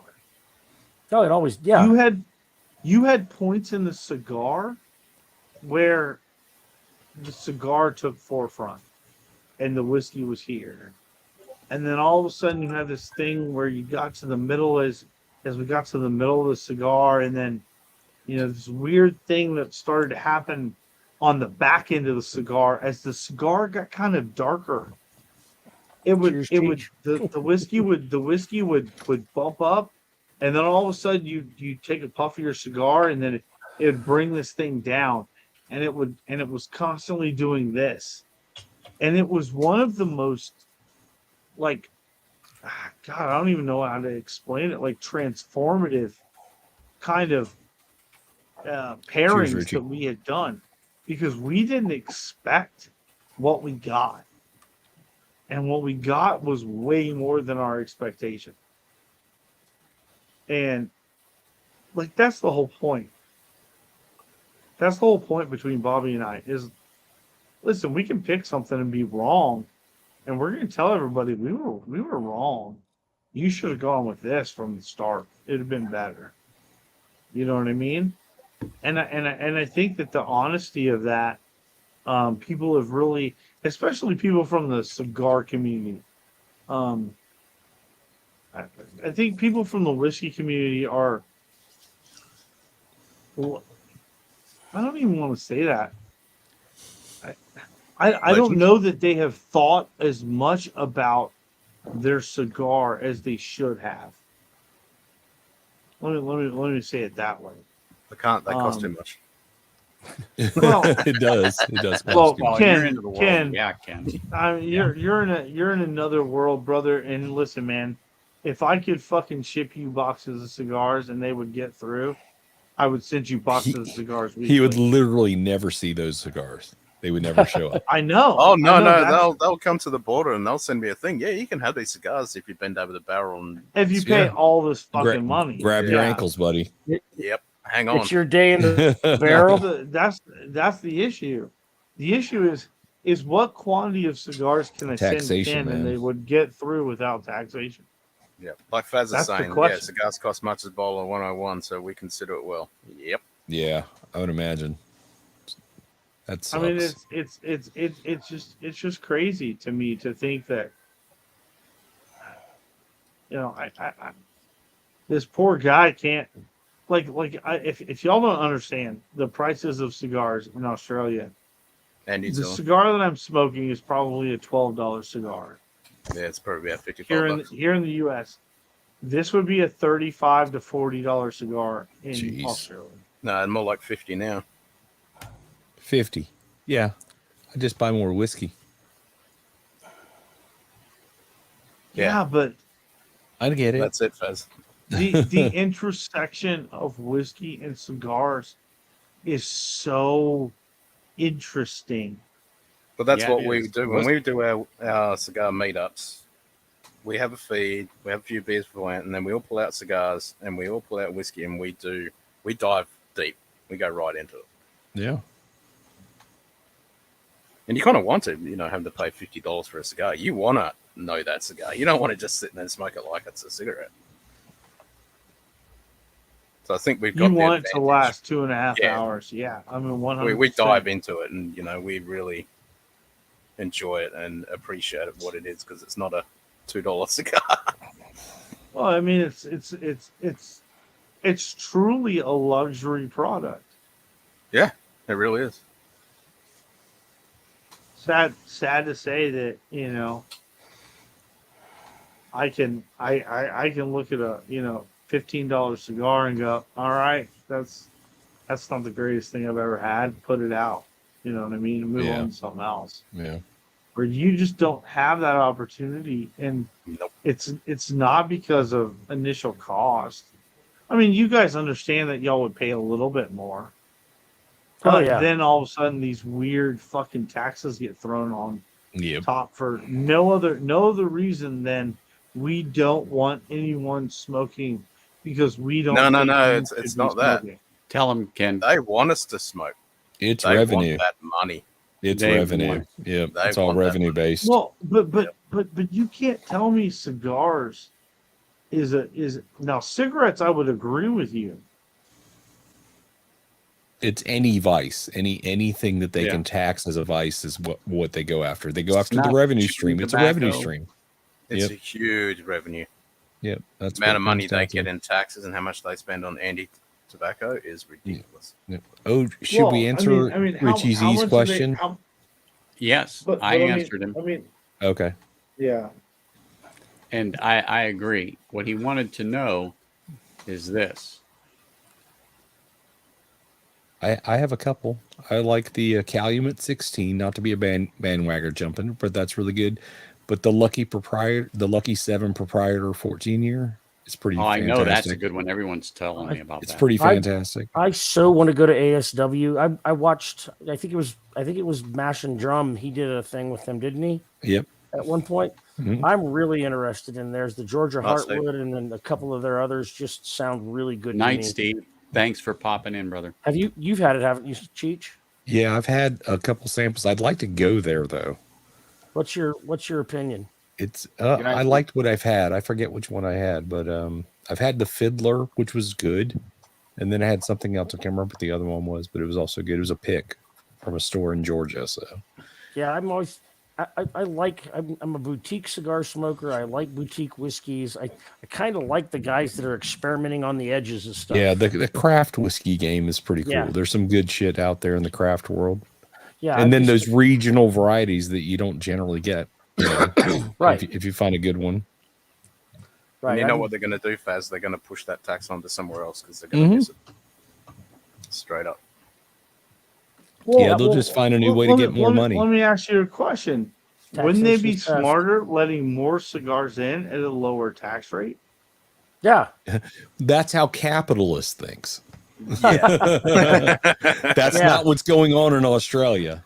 Yeah, that's exactly the thing. Or New Zealand, yeah, any of that area. Well, New Zealand straight up has come out and said, we don't want anyone smoking. Period. Anything at all. Yep. Because they actually put their age. They came in and said, okay, 21 and over at this particular year, and then it ups to 22 years old. So it makes that last year that they were able at 21 years old to be the last birth year that could ever smoke in New Zealand. That's insane. Yeah. And each year it goes up. So and it's only that last birth year that would be included. And because it increases to 22, 23, 24, 25. I get why they do it. That's exactly it, Faz. That's a great way to put it, buddy. I get the reason they do it because prohibition works so well. I mean, it was such a success. And it's been a success with marijuana and other drugs. Hey, Eric, they don't study history. No, that's the problem. They do not study don't do prohibition. I try to tell people that's all the time. what they've learned is you can tax it. I try to tell people all the time. There are cartels in Mexico that are waiting for guns to get banned in the United States so they can send them back this way on the black market. Yeah, which is what they'll do. And so, you don't have to like something to say it's better that we sell it above board. Yes. Tax people it. Don't die. Yep. Nothing works better than to criminalize something to make the criminal element wealthy. Oh, yep. Of course. Right. Yep. Raise the street value, everything else. Right. Which is why China and Afghanistan send opium to Mexico to drive it up. Right. Right. Because exactly. Because of legalization of marijuana, Mexico has now legalized marijuana, and I have friends here that are in Chihuahua and in a couple other states, teaching them how to grow higher grade marijuana for their legal trade because they've lost a ton of money to us since legalization hit. Right. Mexico's marijuana trade has gone downhill. Well, so did Canada. Canada used to ship tons of marijuana down to Washington State here, but then when Washington State made it legal, all of a sudden Canada started you just shipping grow like synthetic drugs in Washington. Yeah. Mm-hmm. It's a great time to be in love with cannabis. I mean, listen. You don't. I think what we need to understand is that what we dislike more is the underground element of it. Then if we just allowed people to make their own effing decisions. Right. Listen, I'm not saying like you can go smoke 6 joints and freaking go drive your car down the highway. No, if you're deemed to be impaired, You're impaired. We already have Like, laws for that. I got no problem with that at all. We already have but if laws I'm for that. sitting in my freaking house doing nothing, you can't come take my freaking kids because I was smoking a joint. That's the issue. Well, that I think is the issue. There's a case here in New Mexico. A guy got a DWI for drinking beer in his car on his land, sitting up on blocks. There were no wheels on his car, and he still got a DWI. And I was going to say that's one of my favorite. That's one of my favorite bottles of the year. I keep looking for that because the first time I ever was on Bourbon Neophyte, that was one of the ones you were talking about. Oh, me. I saw what you pulled out there again. It's just more red spot. I saw what you pulled out there again. I wanted a little more. All right, I'll be right back. I got to get something else. Yeah, that Lion's Fire and the Twin Foxes would definitely be up there with my bottles of the year. Yeah, okay. So are you guys both drinking Irish? What's going on? No. I had been drinking shitty whiskey all night, so I wanted something good. They're both drinking unicorns. I shouldn't say that. Anthony is drinking something that you can still get. You gotta look. It just may be cost prohibitive.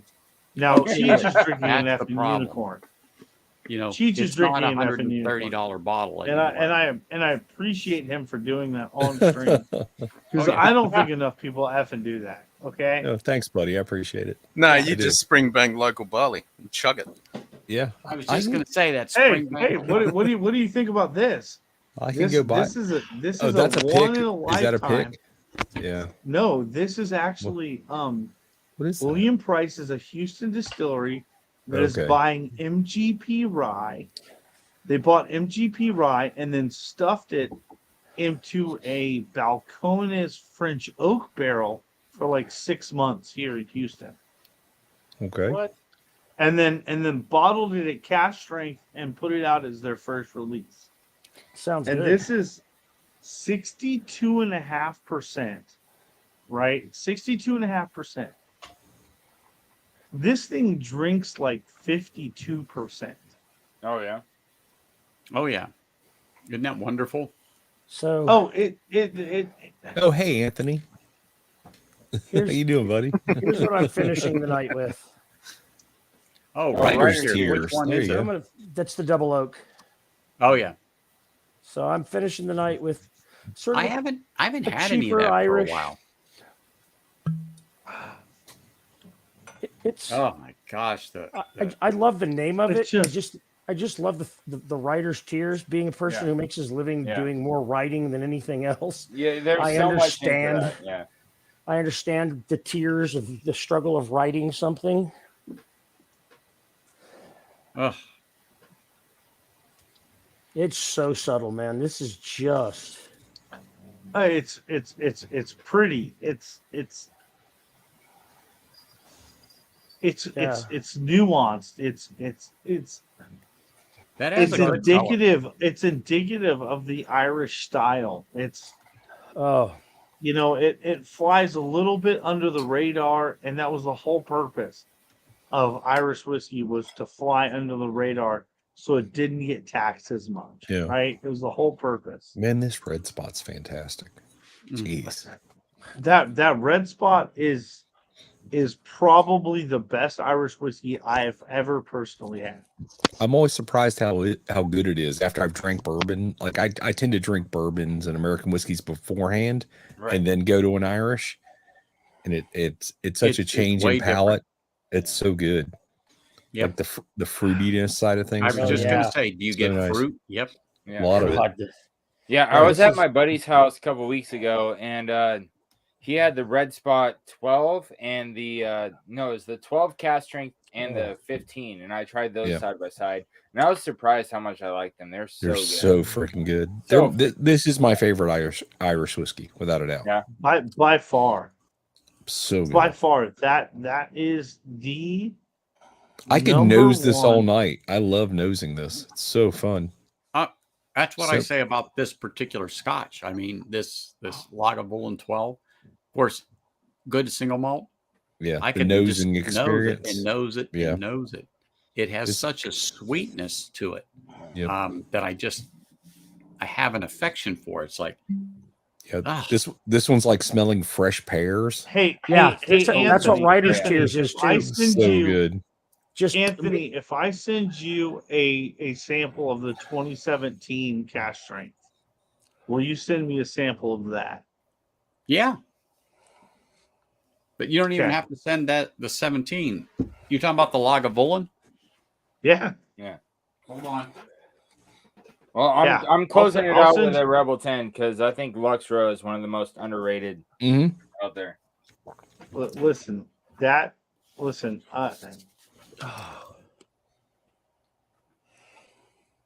what is that, Distiller's Edition? Yes. Yeah. 17. Ooh, nice. Yeah, but see, what I like about the 12 cash strength is there's a profile there that is somewhere in between Lagavulin 8 and Lagavulin 16. Mm-hmm. You know, that was one of the things that I loved about the 12. Is that when I had the Lagavulin 16 to start out with, and then I bought the 12, I was like, wow, there's so much more oomph coming from the bourbon casks in the 12. In private chat, Zach, my cell number's in there. Okay. God. But awesome. Now I can stalk you, Anthony. That's right, you can. I don't think there's anybody that's on here that doesn't have my number. Yeah, I've already. All right. Anthony, you haven't called me in a while, buddy. It's been a bit. Actually, true. You're absolutely correct. I have not. It's true. We haven't talked. We haven't talked in a bit. That's that work thing gets in the way. Yeah. I've been busy too. Crazy. It is. We'll have to catch up. We'll catch up sometime this week. It's feast or famine. You know how that goes. That's true. It's true. Mm-hmm. It is a good swap, Faz. It is a good swap. Damn it. Yeah, now Richie, I don't know what to go to now that I've had that red spot. It's like, where do I go after that? Maybe you can't. I might go to bed. I might just all go right, to bed. all right, but Anthony, you now have my number as well. So okay, fantastic. We'll work that out. Like I got no problem. I got no problem making that trade. Because listen, I honestly didn't want to go out and buy that bottle after I bought the Lion. So I bought the 2021, which was the Lion. And it was so underwhelming compared to what I'd already purchased, which was, the 2017. And I hadn't seen anything previous to the 2017. Until they re-released everything. That's a hater. So Wow. if I could trade that, I would. It's a worthwhile trade for me. Wow, these writer tiers that I'm getting a great must that I've never gotten out of this before. There's like a real grapey because of the cognac. The cognac barrel's the second barrel they age this in, and so there's a lot of grape now in this. Grape musk. Must. It's must. Yeah. And then raisins and leather and vanilla. God, and there's honey. There's so much honey in this. That's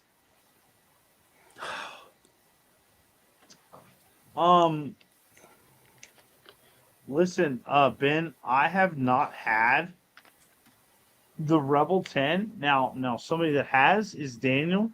Daniel's had the Rebel 10 and said that it was fantastic. So I can't. Oh. Well, that's interesting. 60 hertz. You have a bottle along 1220 that was flat, and I'm not going to disagree with you I still don't believe that it has all of the notes that the 2017 had. And from my understanding, that everyone that's had the version that I had, that the 2021 was the closest, which was Agreed. which was that the eagle over the lion.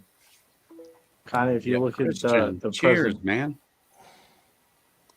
Yeah, 17, 18 was good. 19 was shit. 20 was shit. 21 is back. Don't know Yeah. about the 22 though.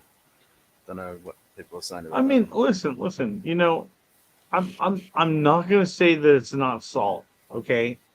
Please understand that I'm splitting sea hairs here, and Are they brunette, red, or blonde? Listen, whatever color they want you to be, okay. And it's listen. Some are I coarser than understand that others. we're to the point where we're dissecting whiskey, okay.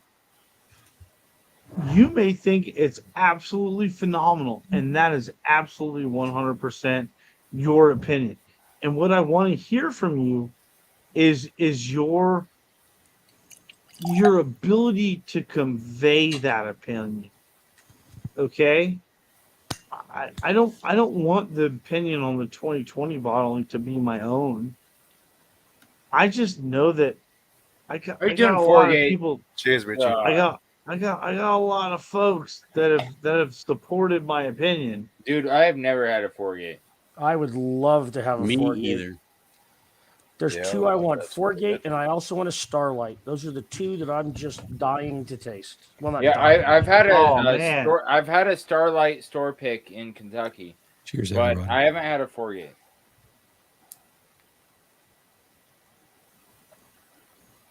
I mean, listen. I mean, I hope people that understand that when we make an opinion, that it is our opinion, Right. and it's Right. our opinion based upon what we have tried at the time. Yep. So if you think that it's something better, please defend it. And I'm not saying this like on Anthony's channel to like, to like undermine him or anything. Oh, absolutely not. I appreciate Anthony's opinion. When he tells me he likes something, I understand why Anthony appreciates something. Okay.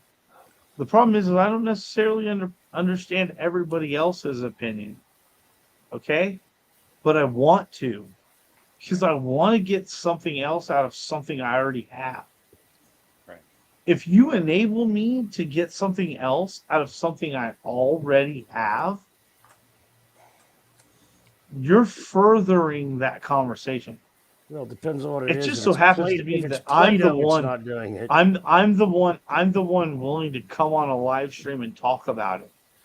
Please don't understand that my opinion is a finite thing. Exactly. Please, like, it's just that I'm here going, this is what I have experienced. Right. Based upon what I have.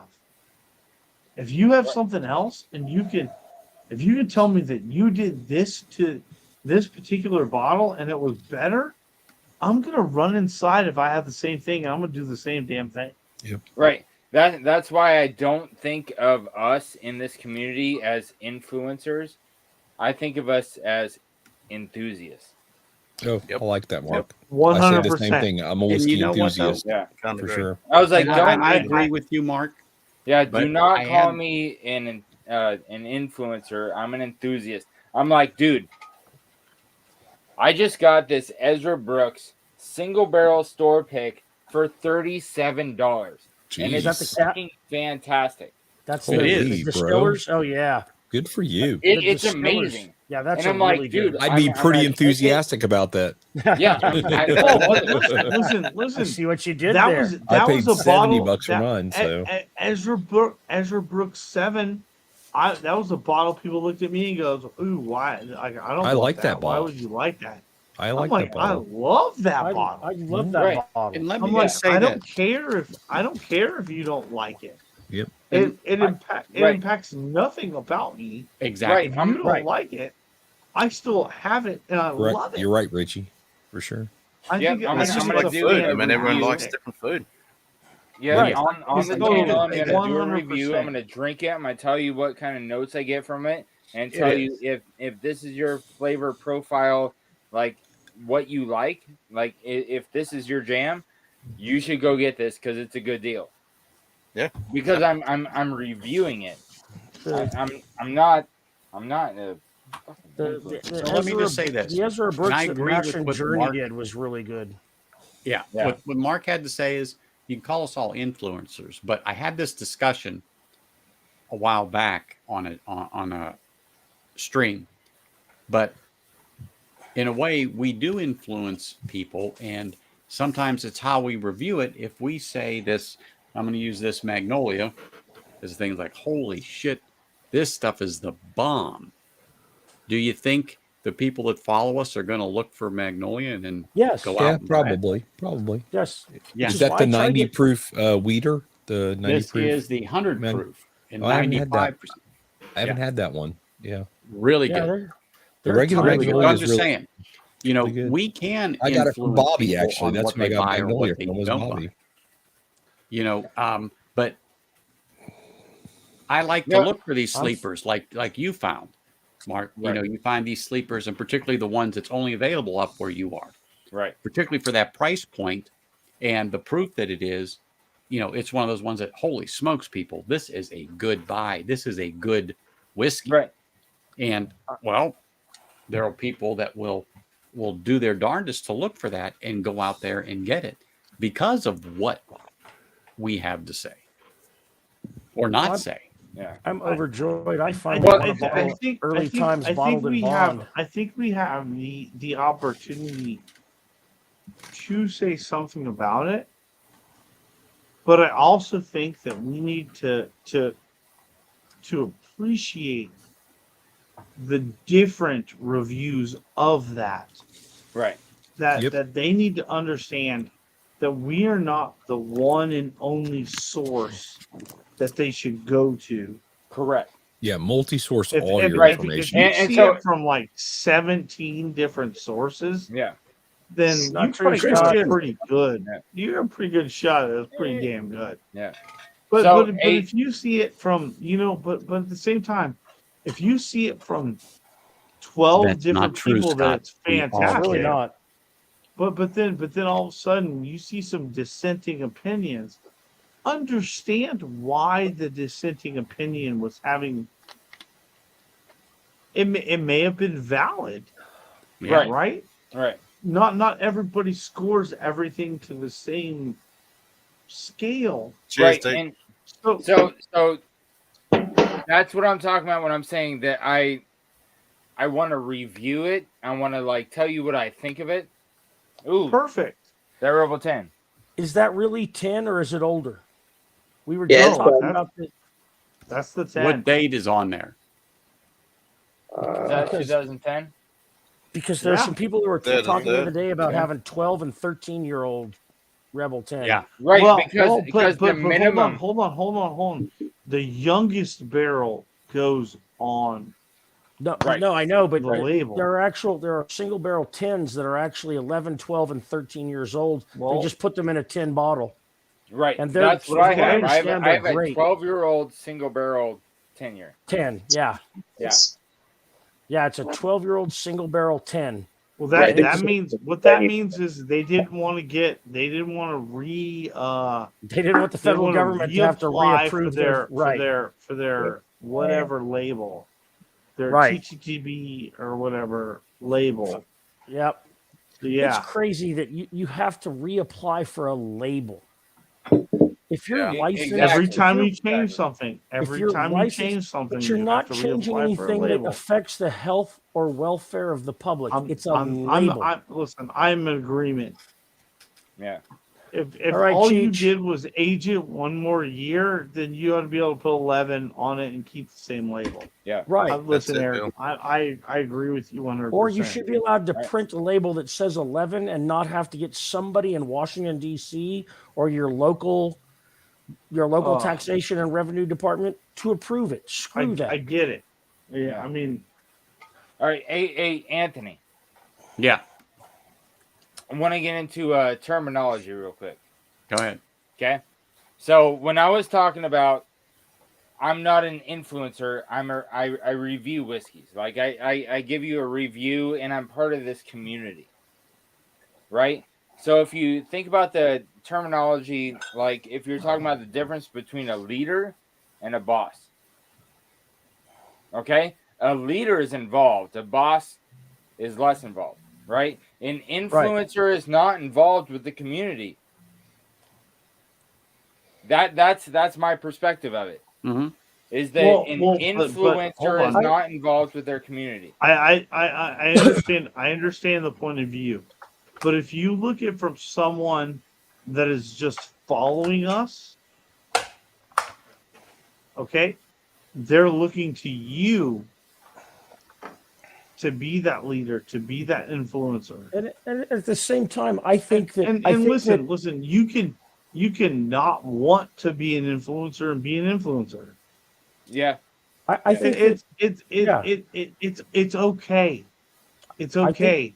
Well, what I think it is how you bring your review across. Right. That allows you the freedom to kind of say, listen, this is my review. I appreciate it if you take my review into account.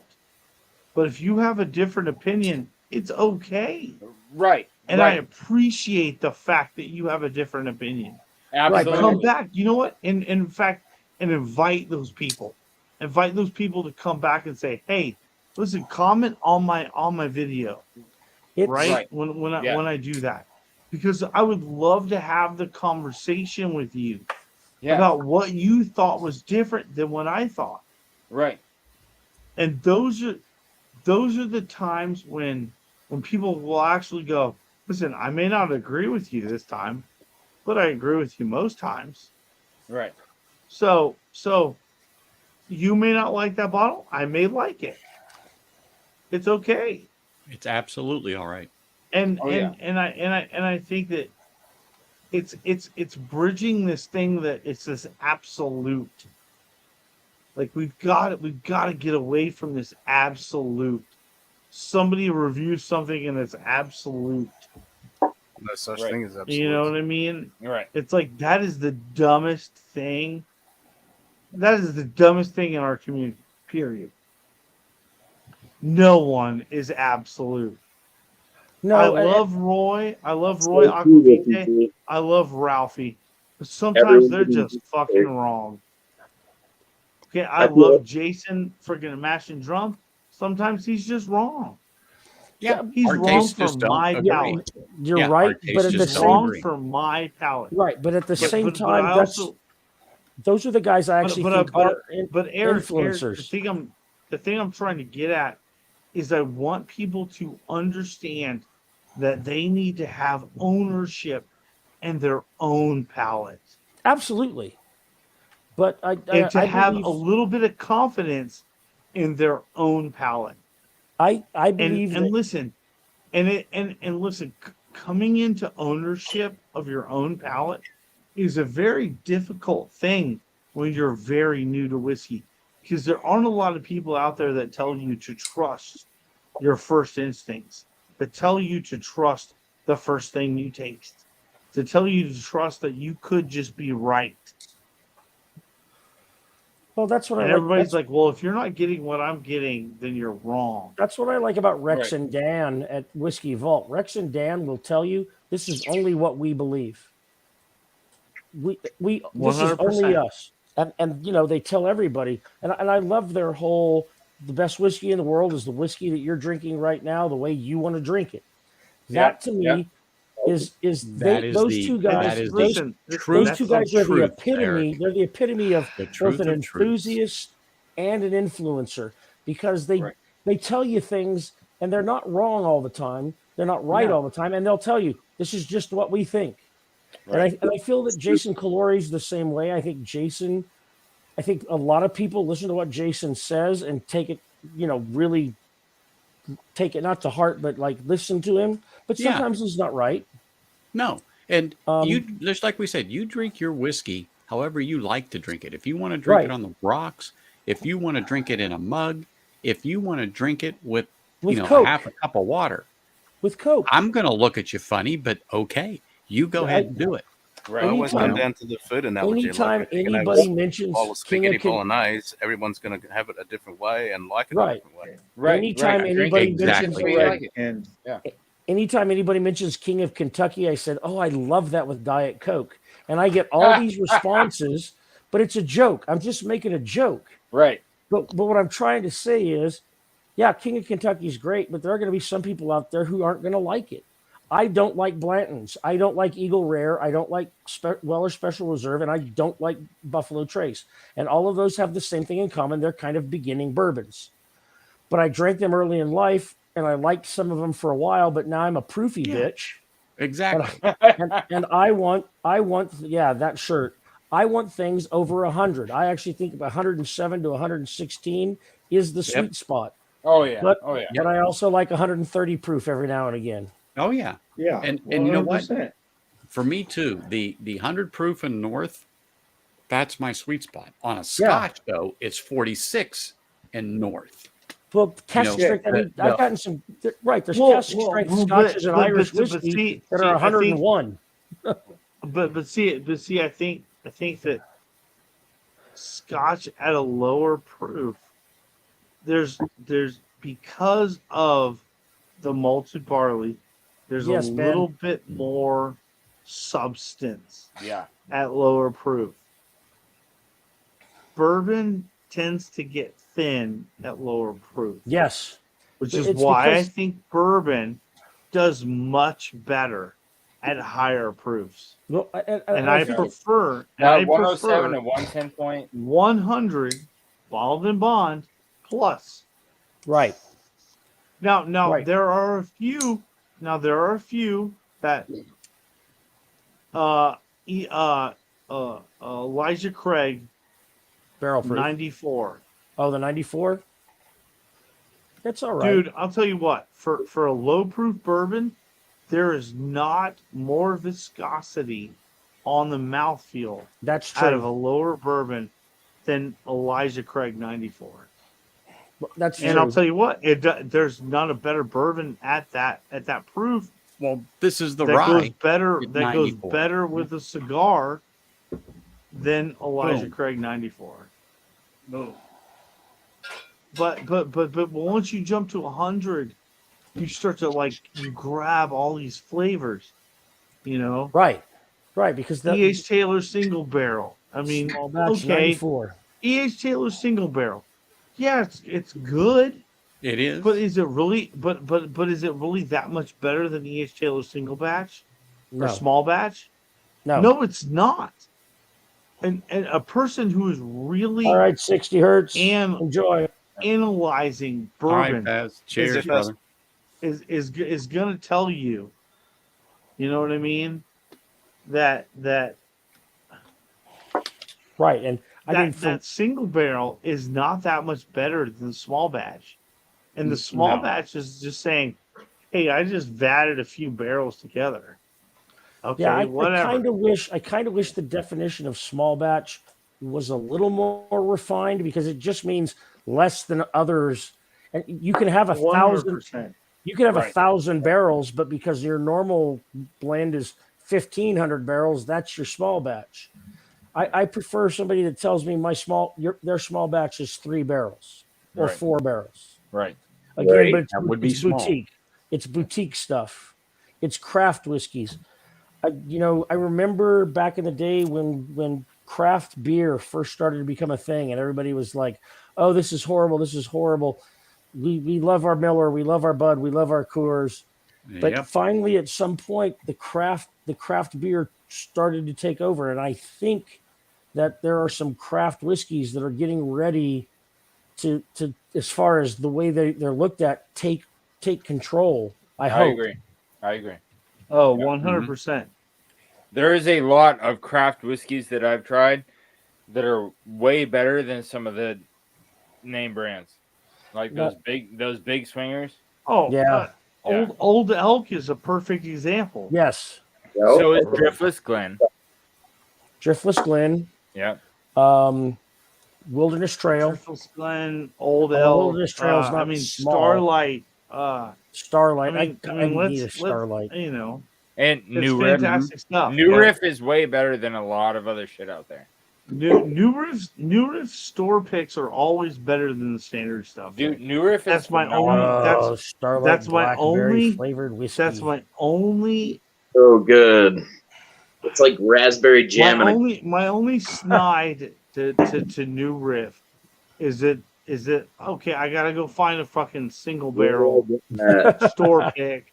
Where do I know that it's going to be so much better than the standard offering. Store pick single barrels are always better. They're the honey barrels. And you're going to get them for $40 or $50 as opposed to like the $200 or $300. What I'm saying is why is New Riff letting all of their honey barrels go? I'm going to buy New Riff above Bardstown every day of the week. I'll tell you that.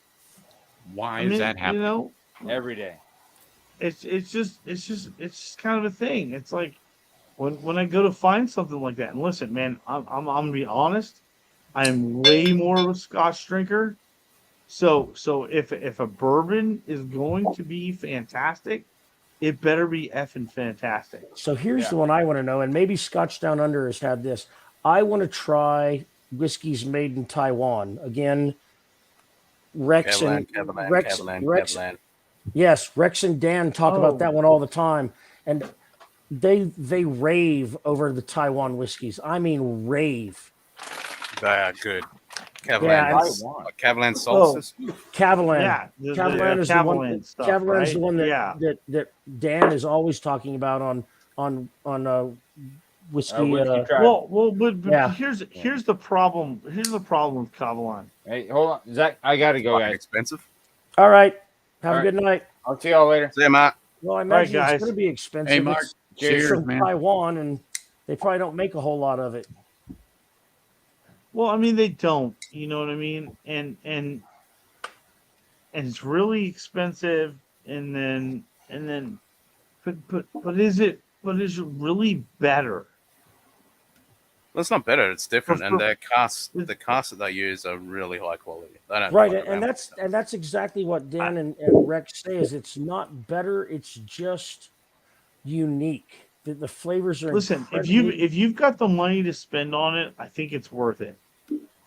Where I don't see that it's worth it is for somebody who is more on a limited budget. Right.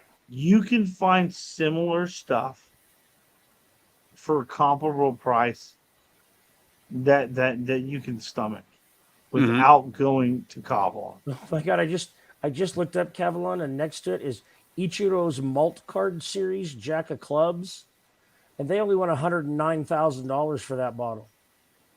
That's all. That's Why it. don't check? If you say it real fast, it's not that much. $109,000. You see how cheap that was? $109,000. $109,000. But all right, guys. Hey man, quick. I'm gonna take my leave as well because I do got to get up and go to work in the morning. Dude, but thank you, Anthony, for having me on. It was a pleasure. Come back anytime, dude. Eric, enjoyed the awesome conversation. talking with you. This was great. For a length of time that I normally don't get to talk with you on Livewire. So this was guys, y'all have a good evening. Yep. We'll all talk soon. We will. Cheers, Zach. Yeah. Cheers, man. Looking Cheers, forward Zach. to it. Damn, that was. I've never been online with him to talk to him like that. I had no idea he was. He's of knowledge. He's got a lot of knowledge when it comes to basically Scotch, whiskey and cigars and the pairings. I mean, I'm mostly at work whenever he's on with Bobby, but I do catch them on my breaks and stuff, and they really get into some details just like he did. And particularly when people say, well, I tried this and I didn't like that, and I'm against this and that, and they're able to figure out what it was they didn't like, whatever, and then start steering them in the correct direction. And, Right. Give them those steps to get back to that. To the one they don't and like. For me, when I about died when I had that Ardbeg, the pirate, for the peat, and it ruined me.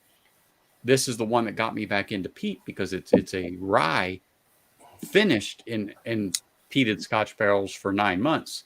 And it gave me a little bit of that taste that wasn't off-putting, that reset my palate, that when I went back and I had the Ardbeg 5, it was like, well, that's okay. And he said, okay, if you can do that, then just go to the 10, forget the 5. And I did, and boom.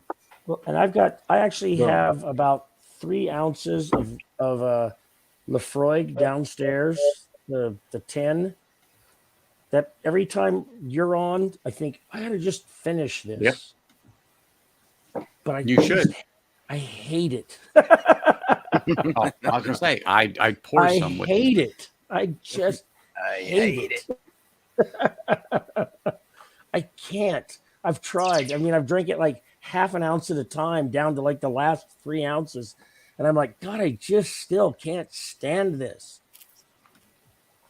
I just don't And understand. that's perfectly fine. Oh, I know And it it's is. okay. You don't like it. You don't like it.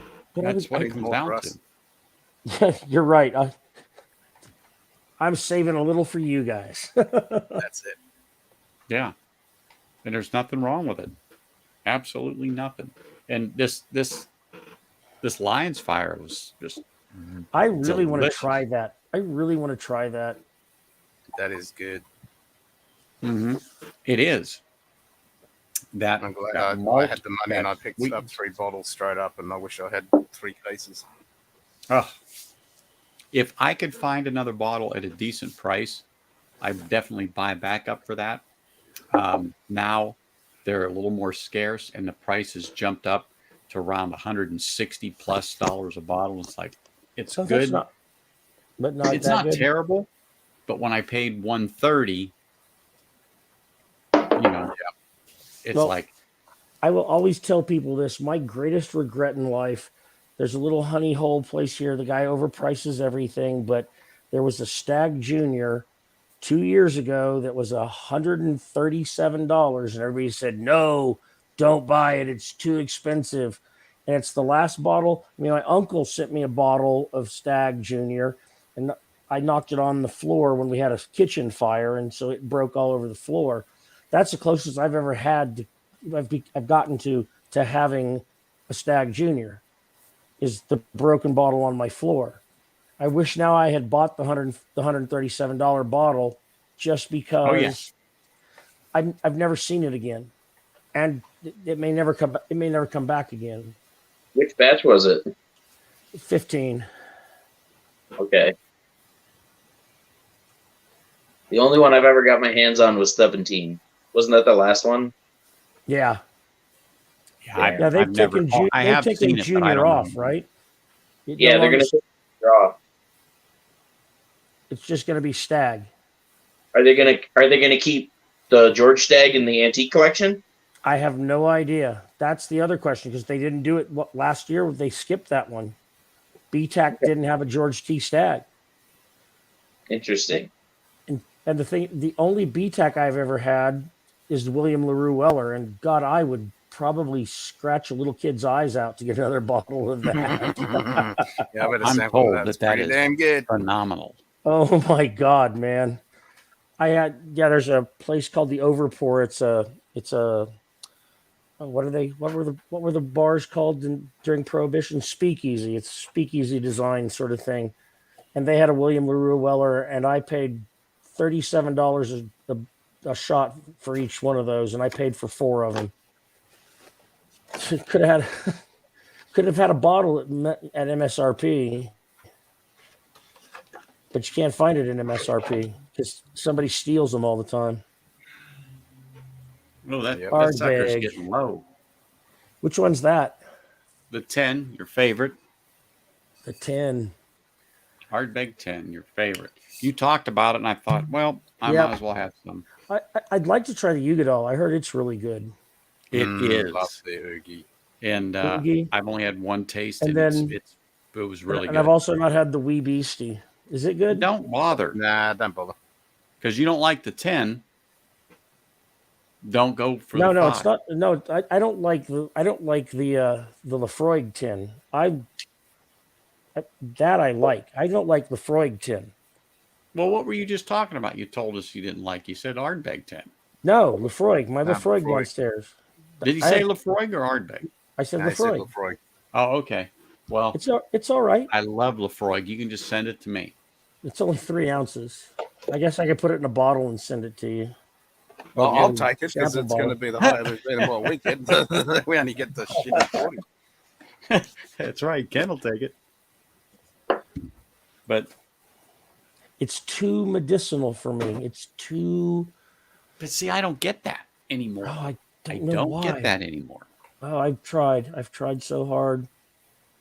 I try to get to my Zen place before I drink, and let it wash around in my mouth gotta for a meditate while, and meditate pump and yourself up swallow for it, and I go, "Oh, that's horrible! Oh my God, that's horrible!" No, the Yeah, see, I don't get any of that. the Lefroy is definitely an acquired taste. Either you like Yeah. it or you don't. There's no Yes. in between. and it's that way with everybody I've found. Yeah, it is.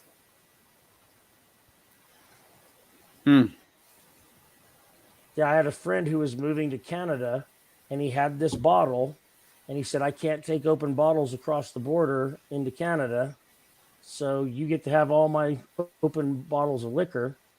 And I was all, "Oh, cool, Lefroy. I've never had this before." And oh God. But I mean, I like Bunnahabhain. I like Bunnahabhain, the Klingon version, however you pronounce that thing. Yeah, Exactly. it's very. I call it the Klingon Scotch because of the way it's pronounced. You're just lucky Ken speaks Klingon, so he can guide you. I knew he did. Mm-hmm. But like I said, bet- for me, I bet didn't like Ken's- Ardbeg after my experience, but my palate got a reset from the finished rye, and then boom, that was it. Once I did that 10, I said, if I can do the Ardbeg 10, I can go. I can do the Lefroy 10. Ardbeg 10 is great. I can do peated Scotch, period. But I love Octomore, the Octomore 10. That's the only one I've had. I've had the Port Charlotte 12. I like those. I like the heavily peated ones. I like the ones that taste like a barbecue. Hey, there's like nothing wrong with that. Huh? Nothing wrong with it. Had That the and Noah.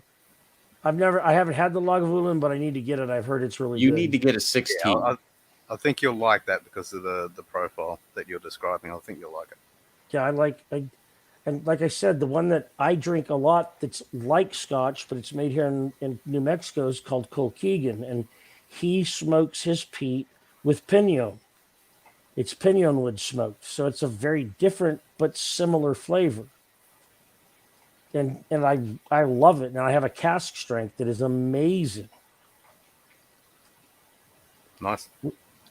Richie, it's about 6 to 8 hours, depending.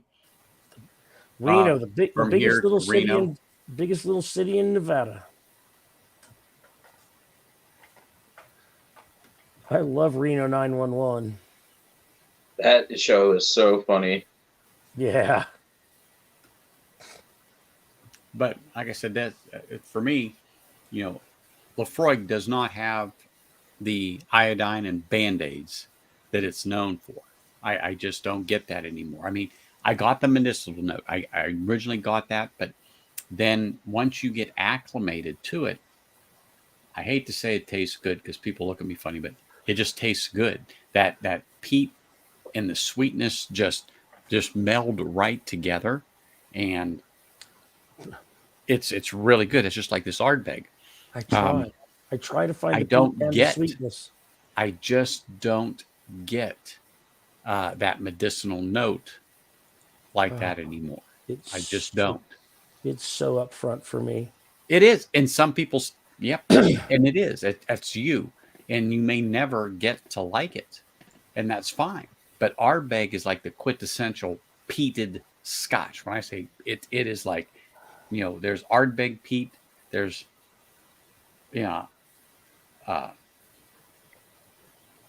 my God. Ardbeg peat. Sorry. I was like, phew. I forgot what I wanted to say. I'm like, what the heck? There's Ardbeg peat. And then you've got Highland Park peat, which is, again, nowhere near that. But they all are peated scotches. But depending upon where that peat is and how they went or where it's harvested, and then it gives it totally a different flavor. But, oh, God, it's so good. Sorry. But it's just so good. It's the type of peat where it's dug, how it's dried, even the depth of it. Like if you go real high level peat, it's a lot more botanical. Yeah, darker. It's a lot more earthy and grungy. I actually saw that, and I was watching them cut peat at the Brooklotti, and they were going deep. I mean, they were doing. There's a lot of like decayed matter underneath the green. Hey, Gert, cheers. But then there's other places that don't cut as deep, so you get a lot more vegetal stuff. Yeah. Yep. Oh yeah. And so I get that.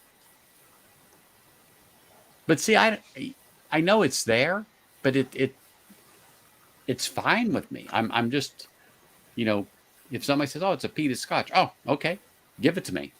I don't have a problem with it. Yeah, give it to me. I don't have a problem with it. And some people just cannot do it.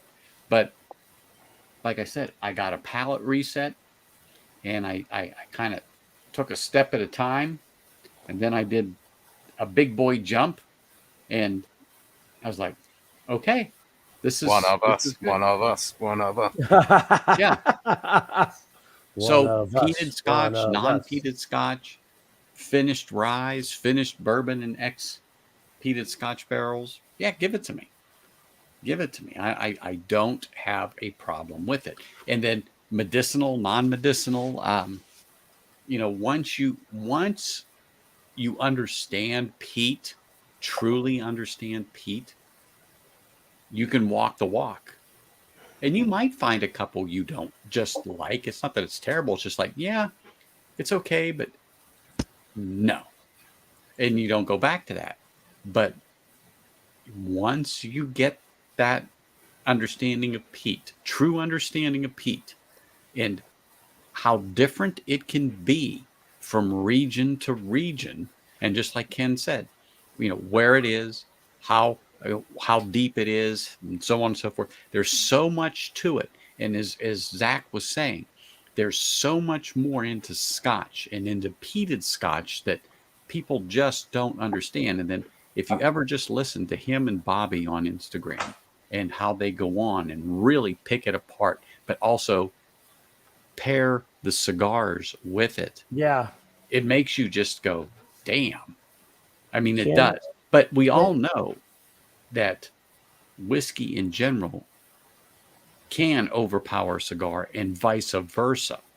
Right. Depends on the whiskey, depends on the cigar. Exactly. And stronger whiskeys with stronger cigars. Yep. We've all had to change whiskeys because, this cigar is just not cutting it, or the cigar is pushing through the whiskey. And then if you listen to Bobby, sometimes he'll tell you, I pour the whiskey, but I have the cigar first. Then I go to the whiskey. Oh, Ken, I just found another t-shirt I want. # back in a second. Gotta drain the lizard. Yeah, Simon has I was just going to say, Simon's never back in a second. Oh, my God. That's like, I just hope I don't get reptile dysfunction. Ken, start working on that. But I really like that shirt with all of our logos on it. Oh God, yes. Mm-hmm. And I like the one with what I'll be ordering. Yeah, I like the one with the logo on the back and the Scotch Down Under logo on the front. I really like that one. That one. Yeah, well, I've got one of the original Scotch Down Under shirts. The first go around. Octomore can be a let me borrow the term campfire. I mean, it can be some smoke and what, like 200 parts per million? Yeah. Depending on On the some version, yeah. Octomores plus. Don't they just keep building? Doesn't every version have a little some more? goes up, I think, around No, 250. no. They're all different. Yeah, they're all different. Yeah. But they are peated. I mean, peated to the hilt on there. Yeah. So if you're not a diehard peat fan and you haven't learned to recognize your inner peat monster, Gert, yeah, Octomore would not be for you. That's actually, if you went with an Optimal over a Lefroy, you'd actually probably like the Optimal more because that I like Octomore better than iodine, Lefroy Band-Aid, a medicinal lot. thing isn't really there. It's more shellfish and brisket and barbecue and all those kind of flavors. Yes. See, that even sound. I mean, that just sounds good to me. Oh, it is. And what I like, really, and Eric won't like it, but this one, this really has the sea spray, the brine with the smoke and sweetness. That's See, the brine wow. I don't mind. This is the warehouse one, and holy crap. I'm tempted to get a backup for this. How good is soon. Compass Box Peat Monster? Has anybody had that? I hear haven't good things. had. I've never had it, but I hear good things. Yeah. Okay. And Because then I can get that really is easy. it Flaming Heart, the new Flaming one Heart. for this year? Flaming Heart. I'm hearing good things about that. I have not had a Compass Box at all. I like the artist, Compass Box the artist, but that's a non-peated. It's a very sweet. It's got a great flavor to it. But I keep looking at the Peat Monster. Every time I buy an artist, the Peat Monster looks at me like, "You ought to try me, bro. You should try it. I think you should, and if you don't like it, you can send it to me." Okay. But there you go. I came I home. appreciate your selflessness. Hey, I'd do anything for you, Eric. Thank you, I have brother. to drink your whiskey, I'll do it. So I come home today, and then this was sitting for me on my desk. It's the Blue Run High Rye Kentucky Straight Bourbon at 111 proof. Did your wife get you the butterfly? Today. What a nice lady. Oh yeah, she gets me some good stuff. I mean, I like that, but I don't like it enough. Some people just want to hunt all the butterflies, man. Well, I never had one, and I didn't know I was getting it, and she went and got me one. So that was nice of her. It was, and that's just the way it is. And I've been drinking rye. I just didn't open this yet, so I'll have to open it at some particular point in time. But I was like, wow, I haven't had one of these. I've had tastes of them and thought they weren't bad. And it's one of those ones where you have a taste, you go, okay, I thought it was good. At some point, I'll buy a bottle and do the deep dive where you just sit down and you pour at least a glass, if not two, and really get into it and understand it. And then once you get it to the shoulder, set it back on the shelf for 7 to 10 days, and then hit it up again and see if it changed and go from there. But I hear decent reviews on it. So we'll see how this goes. This is the other one that I really want to try is the Ultramarine, which is a Compass Box. Now that King Street, Great King Street, I actually have seen that and held it in my hand, Ben. It may be something I have to look at because I keep seeing it around, I don't know if it's because nobody's buying it because they don't know, or they just have a lot of it. I don't know. Yeah. Yeah, Compass Box. The thing I think is most interesting about Compass Box is their labels. They've got some great labels. But I've heard good things about hedonism. Well, I know good And things about hedonism. this is another one I have to crack because I already know you like it, Eric. Oh, Taos Lightning. Oh my God. Yeah. That's a good one. Jack dropped this off. Jacob, he dropped Did this he? off for me. Good for him. He's in New Mexico, and I forget He's in exactly Albuquerque. where. Albuquerque. Yeah, I He's was in going to say, I Albuquerque. think he's in Albuquerque. He's in Albuquerque. I'm 235 miles south on Las Cruces. There I was in Albuquerque last week. I just didn't get a chance to visit with Jack. I want to go back up and do that. I just need some more time. He's got a few good spots up there.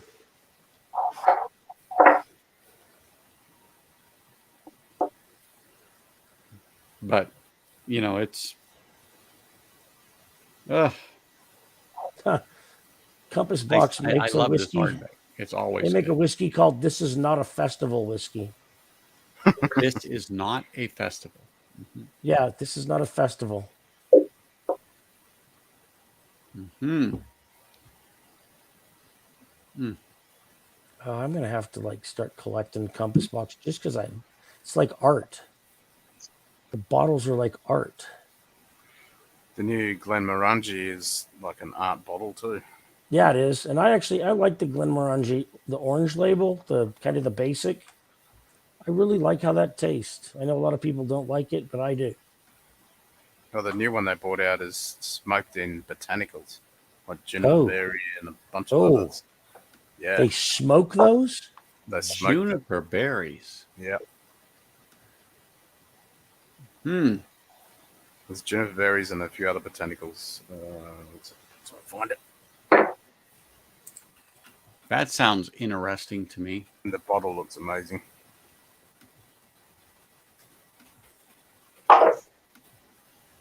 Tale of the Forest? Tale of the Forest, that's it. Yep. Oh. Pine needles. Oh, look at the bottle. Wow. Yeah. Look at the box. That box looks amazing, doesn't it? Wow. Mm-hmm. Juniper berries, birch bark, and heather. Yep. Birch bark? So it's like heather. A hybrid scotch and gin.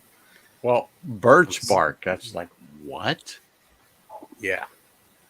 It's kind of weird. Well, I mean, even the juniper, because I was saying last night on my stream, I was like, that's interesting because like when you use that in a gin, you're not smoking and burning and things smell really good before you burn them. You're bruising it. So it's interesting what they've selected. In gin, they just bruise the juniper berries and put them in. That's right.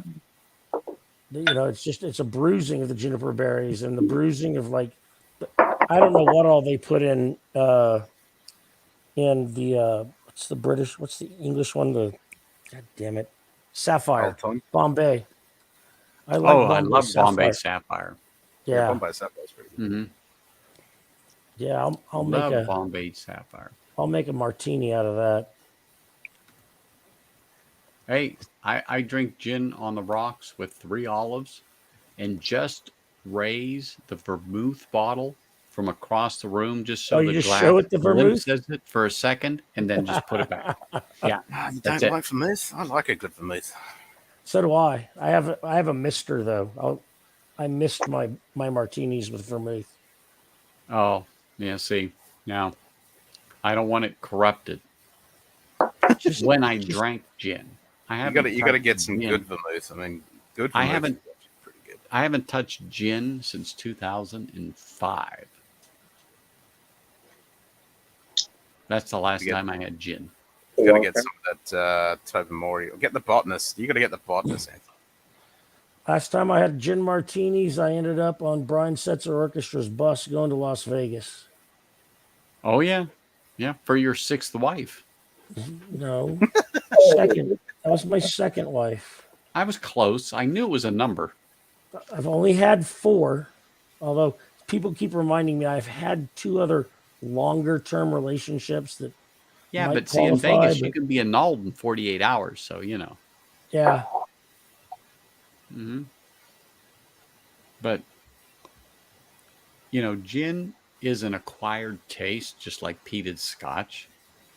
Oh, for sure. Totally. But to me, back in the day when I was drinking gin, it was like nectar. It Oh, just was.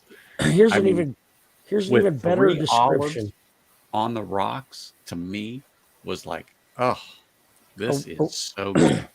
so As a further matter of down, fact, the wedding of my best friend where I met my wife, and this is hard to believe, but I actually got cut off at a wedding. what?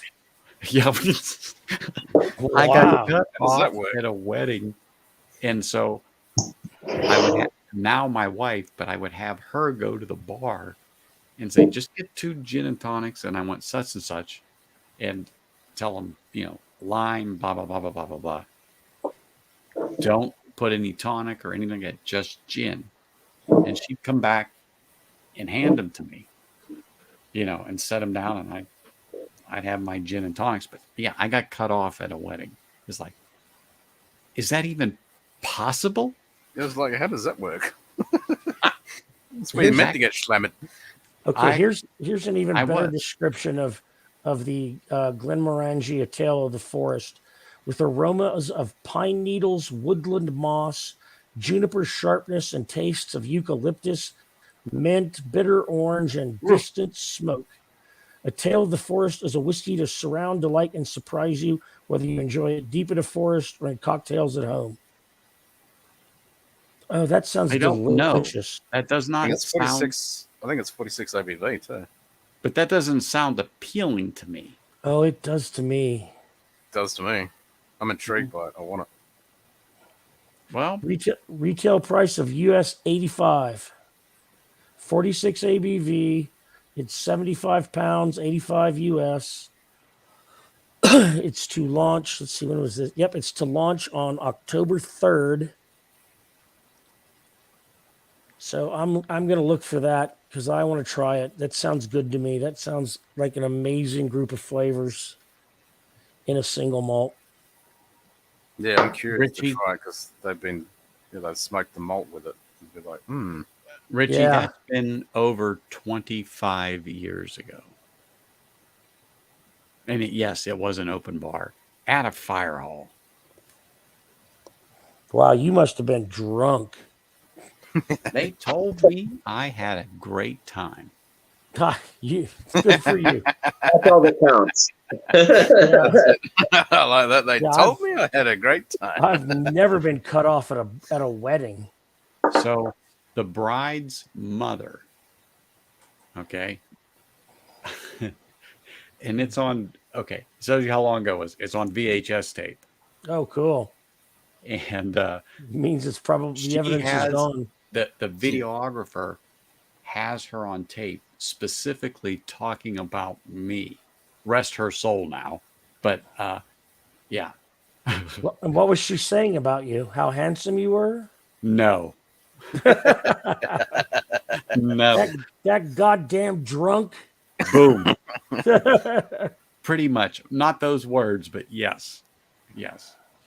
She has passed away years ago, but yeah. Yeah, And I gotta go to bed, guys. I gotta get up. I gotta be at work at 8, and it's 12:42. I've already drank. I've stayed up way past my bedtime, but it's been great.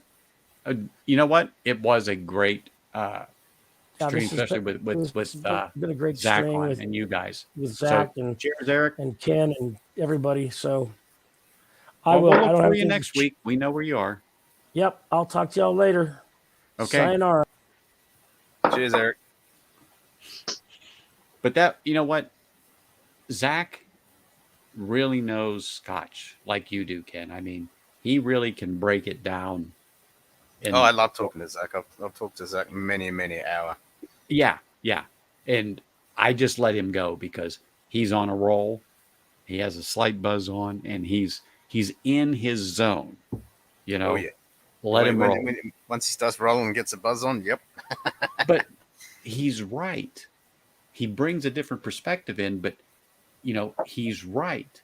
There's so many other nuances in Scotch, and there is in bourbon, but when someone says, "Oh, I don't like this Scotch," da da da da. Well, why didn't you like it? What was wrong with it? What distiller was it? Okay, well, this is this and this is that, and when you start breaking it down, well, then there's other avenues to go. So don't just give up the ghost. I didn't. No, that's right. That's exactly I just had to reset my palate, but I had to start at the bottom again for peat and work my way up. And I've showed it a couple times, but this is a rye finished in peated Scotch barrels. And people go, a rye? Yeah. And so this reset my palate to go, well, you know what? It's really not bad. Let me take the next step. And then the next step went to, well, let me take 2 steps. And 2 steps went to 3 steps after that. And then it was like, just jump off the cliff. It was fine. The water was fine. But that's, what you have to do. And the way he was talking to, everybody in chat, I'm like, yep, that's what you got to do. That's truly what you have to do. You have to find what you like and then know what your next steps are to graduate to the peat. And you may not ever like it, and that's okay, because there's plenty of non-peated scotches out there that are phenomenal. So to each his own. I mean, I may laugh at few people, and I don't mean it in a bad way, but hey, you drink your whiskey how you like your whiskey. You drink whiskey that you like, and if I don't like it, it's perfectly okay, because the best whiskey is whatever is in your glass at this particular time. And like Christian, is that still the Rebel 10? No, actually, I moved over to the Widow Jane. Okay, you did move over to the Widow Jane. I know you showed it, but I didn't know if you poured it. Now, like I said, so whatever's in your glass, that's what you like, and that's okay. And if it's coffee in your glass, and I've said this 100 times, well, that's okay. If that's what you like, that's absolutely fine. Because I've been on Ken's stream many times with a huge mug of coffee. I wish this was coffee. Turn around behind you and just turn on the coffee maker, and you'll be fine. All right. If I pour it in a mug, can we call it coffee? If you want to call it coffee, yeah, it's coffee. Yeah, all right. Mm-hmm. That's when right. I say I'm drinking my coffee in the morning, you know what I'm talking about. Exactly. But there's. I just love listening to Zach and Bobby from Bourbon Battalion when they really do a deep dive into bourbon, into Scotch, and just listen to them. And I wish I could participate, but I'm working. So I listen on my breaks, or if usually they're on when I'm having lunch around 7 p.m. my time. Well, it's 10 o'clock Bobby's time, but it's just, it's a good learning experience to listen to them when they're there and they're going into that. And so it was nice having him on there and the discussions that we had. And I have no problem in letting them go and just sitting back and listening and then enjoying my pour, because, hey, this is what it's about. You want to talk? Well, that saves me. And so I'm just going to sit here and enjoy my pour and let you go. I'll watch the chat, because it's very hard, as you know, Ken, to listen to the stream and keep an eye on chat at the same time. Yeah. Yeah. And then when you're eyeing chat, you lose a little bit in stream, because you're eyeing the chat and trying to keep up and, recognize the people that come in and the ones that have questions and highlighting the questions and getting the questions into the stream and, trying to keep it interactive, so on and so forth. But anyway, so who was the guy on your stream? Was it Friday? Friday you popped on because Simon was a pussy and didn't want to stream because he said something about work, I think it was. You had to time him out a few times. Who was that guy? Had to time him out. You timed him out because he was telling people to shut up and. Oh no, that was Aaron. So yeah. So Aaron comes over from the watch community, and she's harmless. She. Okay, sorry. Yeah. No, she's harmless. She just likes hanging out and asking people to do. Well, she was asking you to speak Australian. I'm laughing. Yeah, she likes people doing accents and stuff. She finds it fascinating. He is Australian. Yeah. I'm thinking to myself, well, I didn't know Aaron was a girl. And I'm like, who is this person? He speaks Australian every day. So he doesn't have an accent as far as he's concerned. We have the accent.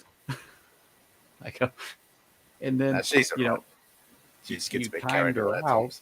And so I'm like, what the heck is this person? Okay. All right. I'm good now. Now that you explained that you knew who she was. Yeah, no, she's all right. Okay. Then cheers to Aaron. Cheers. So, what made you go to Widow Jane, or is that just happened to be something in your repertoire right there? I've noticed that it's much better if it's not the first pour. If it's the first pour, I notice all of the Dickel in it. But if it's like the third, the fourth, or the fifth, or whatever, I get more of the Heaven Hill in there. So glad you said that. That's now I remember why I haven't bought Widow Jane. It was the Dickel. It's one of those where, like, I feel like if you at least enjoy Dickel in the slightest little bit, it's definitely worth the buy. But if you don't like Dickel, I recommend not buying it. 2011 Dickel bottle in bond that I have up there has been the only Dickel that's just like a fruit bomb to me without the minerality. So I enjoy that one. And until recently, within like 72 hours, I didn't think I would ever find another bottle. I found 4 of them. I just didn't buy it. Oh, nice. But I know where there's 4 more of them in that particular one. And I'm like, I never thought I'd get this again. And I was kicking myself for not buying one. But even at, let's just say $30, $35, it's like, do I really like it? Or do I want to take that $30 and buy that Hazelburn 13? Hazelburn. It's not $40, but add it to it. I just found the this year's bottled in bond. Which one is it? This one. Hold on. Was that the 11? Hold on, let me highlight that because I got to see it. Oh, no, it's not. No, this is the 13. Okay. Yes, sir. But that's the one I have, but the 2011. Which one? Wait, hold on. How do I get it? That's it. The bottled and bond. Yes, you have 2 of them. I got the spring. I got the fall 2008 and the spring 2007. Okay. The 2008, I'm not going to say. I'm not going to say because I'd rather you try it and you decide for yourself and then have the other one compare and contrast. That's why I haven't opened it yet. Yeah, I'm not saying anything because I've got my opinion, but I don't want my opinion to influence you. So that's, I enjoy Dickel, so I don't think it will too much. I'm not going to say anything. Don't notice the mineral taste that everyone talks about so much. I mean, I notice it, but it doesn't hit my palate in a negative way. I kind of like the way it hit. It's like burnt ends or barbecue or something to me. And that's fine, and absolutely that's fine. But what I would say is this: is you do a dive into it this week. Next week on the show, you come on and you tell me what you think, and I will see if it goes with what I'm already thinking. Okay. Yeah. I mean, you don't have to, but I'm just saying that's what I'll be expecting. But I know in my head what the 2008 is, but I'm not going to tell you. Being that you like Dickel, let's see how that stacks up with the one you have and the Widow Jane, because the Widow Jane has the Dickel in it. And wait a minute, don't you have a 15-year Dickel?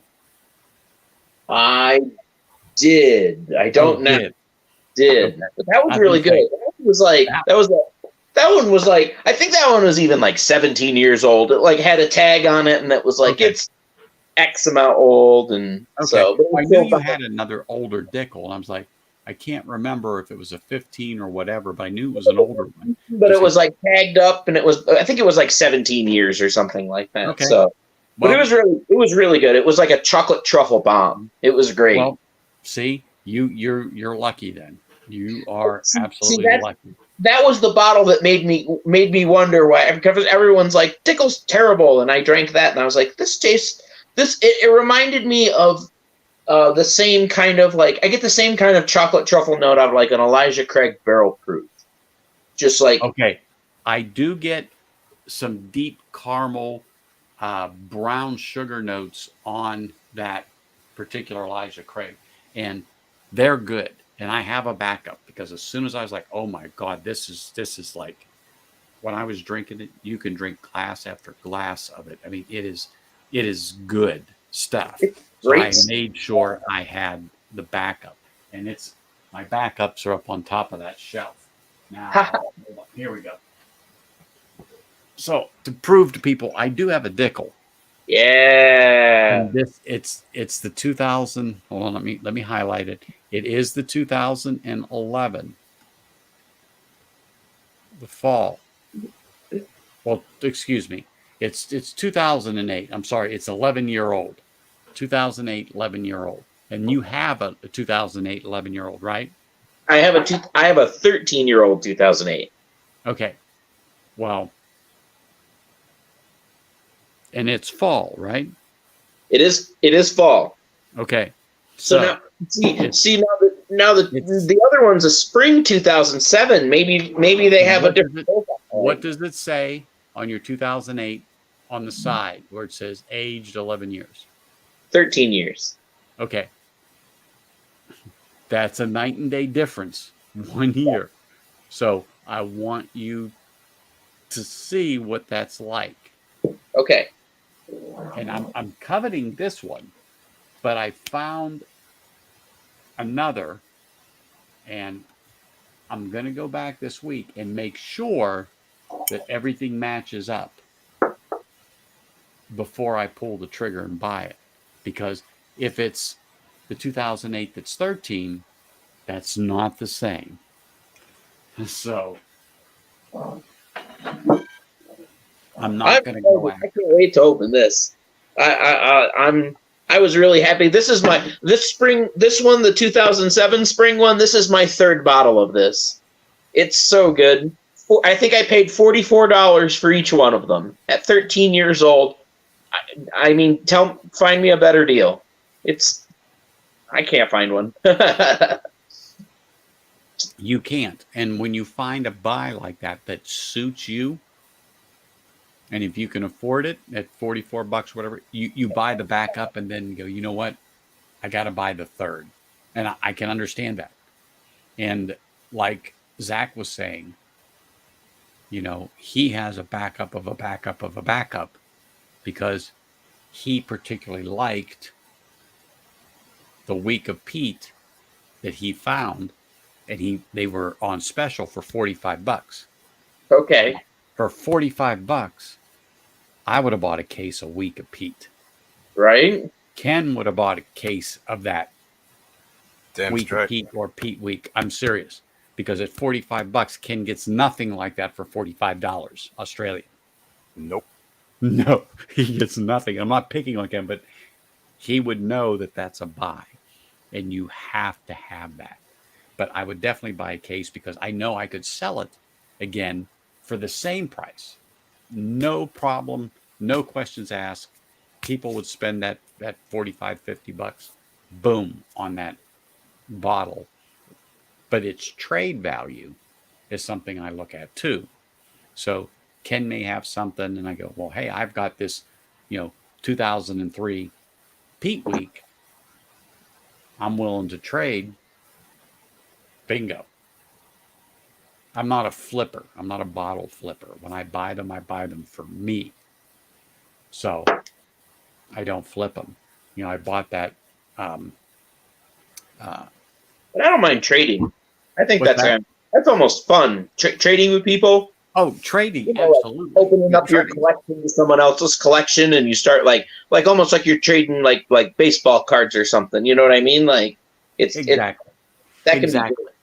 So I bought this a while ago, and people can't believe I went through it already.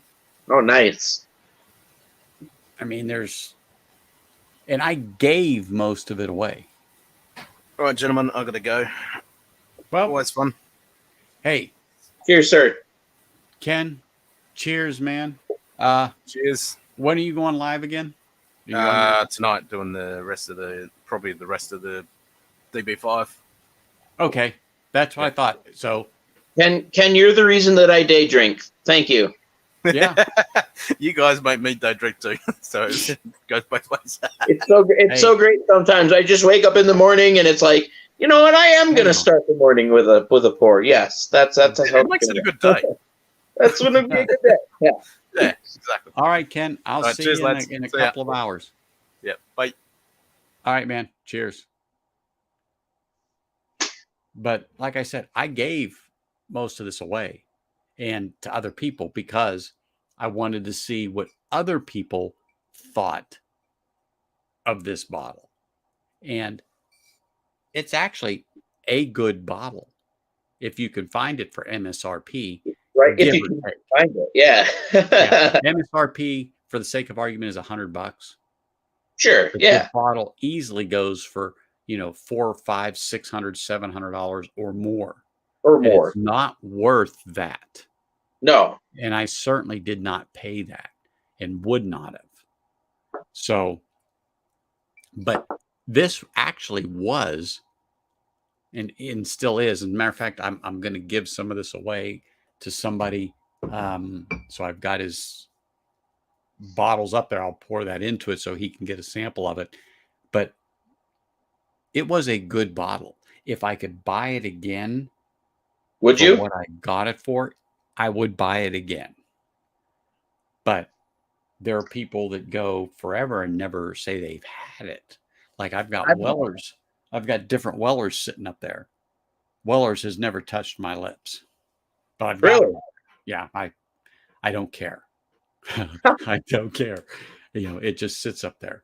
I have Booker's sitting up there, Little Book sitting up there. I've never had them other than I just had one that someone gave me, and oh my God, the name went out of my head. All of a sudden, I just talked about it. Lumberjack. Sorry, Lumberjack. Okay. I thought it was okay. I didn't think it was exciting. I heard people say that this year's were really good, but I haven't tried them. I'm not a huge fan, but if I see a bottle, I'll buy it. I'll always buy one because someone will always trade me something I want for one for sure, because they're hard to find. So what I thought also too was that it just didn't have flavor in that Booker's. but also Booker's is getting to the point to where they're pricing themselves out of the market. They just for what taste they are. too young for me to pay the money that they And want for them. some do that. Now, the one I had, it wasn't terrible. It just wasn't that peanut profile I was expecting. And it just didn't have flavor to me. For that same price range, I can find Knob Creek 15, and I'm like leaps and bounds happier with that when I can find it. So if I find that, I'll open that, man. But those Bookers, I don't. They're cool. They look cool on your shelf, but I'd rather trade it to you for whatever you've got. So yeah, exactly. And that old Isra, I don't have the barrel strength, but I have the old Isra. As a matter of fact, I was just looking at it. And where's the other one? I got another one. Anyway, but I have the Isra Brooks. And I've got the old Isra. It's like now Richie's making me think a little bit. Where the hell is that? But anyway, this is pretty good. Yeah, I've never seen that. You've never seen this one? Mm-mm. Flex Row. Yeah, it's a decent bottle for the money. It's a decent bottle for the money, without a doubt. Where is my Isra Books? Now that Richie was talking about it, it was like, I got it. I don't know what happened to it. But the thing about that one is, I haven't opened that one. Haven't opened that one. I haven't opened this yet. I just got this the other day. Is that the? Yeah, that's the straight. The Toasted Barrel Sour Mash. Now I haven't had that one. Hold on, let me go and grab something. I'll be right back. Yeah, I found that the other day, and I grabbed a spare for Mike Stahl. I haven't run into him yet.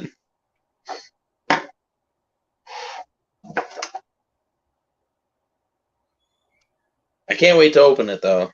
I've heard it's really good. I think I heard Big Vic talking about it one night.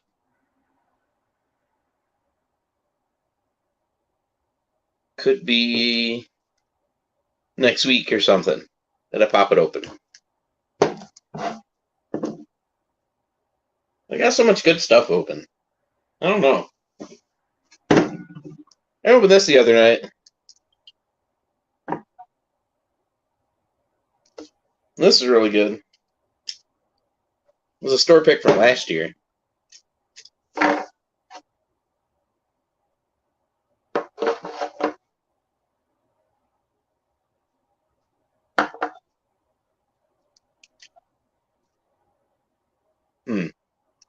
But this Widow Jane.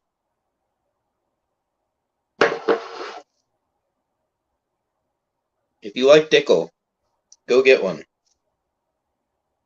It's really good.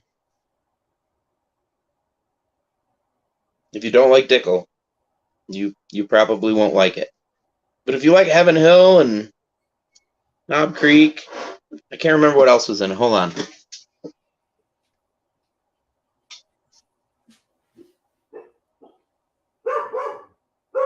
Now I know it was here. Now, oh, here it is. Here it is. Here it is. Here it is. I don't know where I put that. Hold on.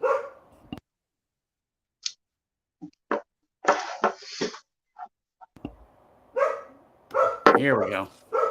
I knew it was around here somewhere. This is the 10-year rye. Oh, I've heard good things. I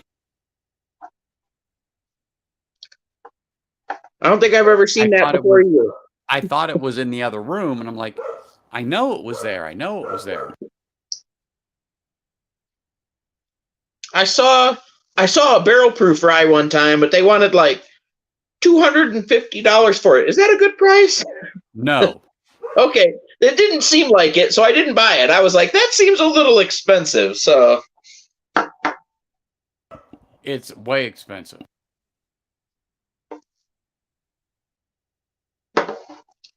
Yeah, I feel like I paid too much for this one too, but I really wanted to try it. I heard really good things, so I was willing to pay that. It was only $100, but Joe, cheers! I saw your name. I'm like, what? Did he sneak in there? He did.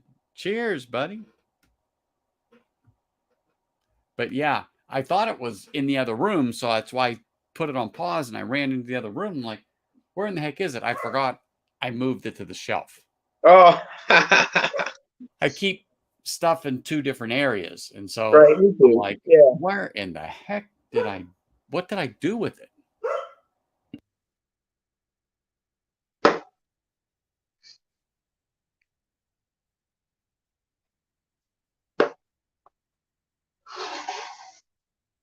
Yep, we'll be here. Some of us later than others.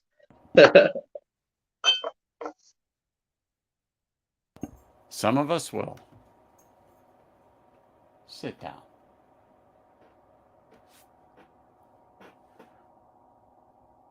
What do we got here?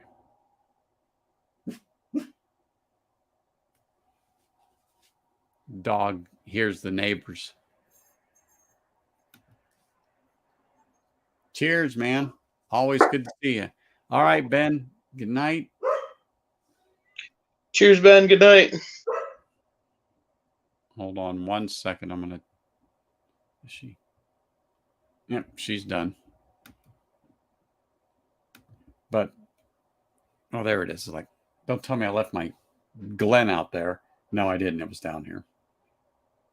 Love my Ardbeg. But anyway, yeah, I haven't opened that Michter's. I haven't tried a Michter's yet. No, I tried the American whiskey and I tried the bourbon, and I didn't like either of them. But I'm still interested because the flavor profile felt like it fit, but it just didn't hit the right notes. So no, exactly. Toasted barrel sounds a little bit more like it's up my alley. I feel like this is going to be the one, and it could be. I hope so. But at the same time, if it is, man, I'm going to have to like ration it out until the next time.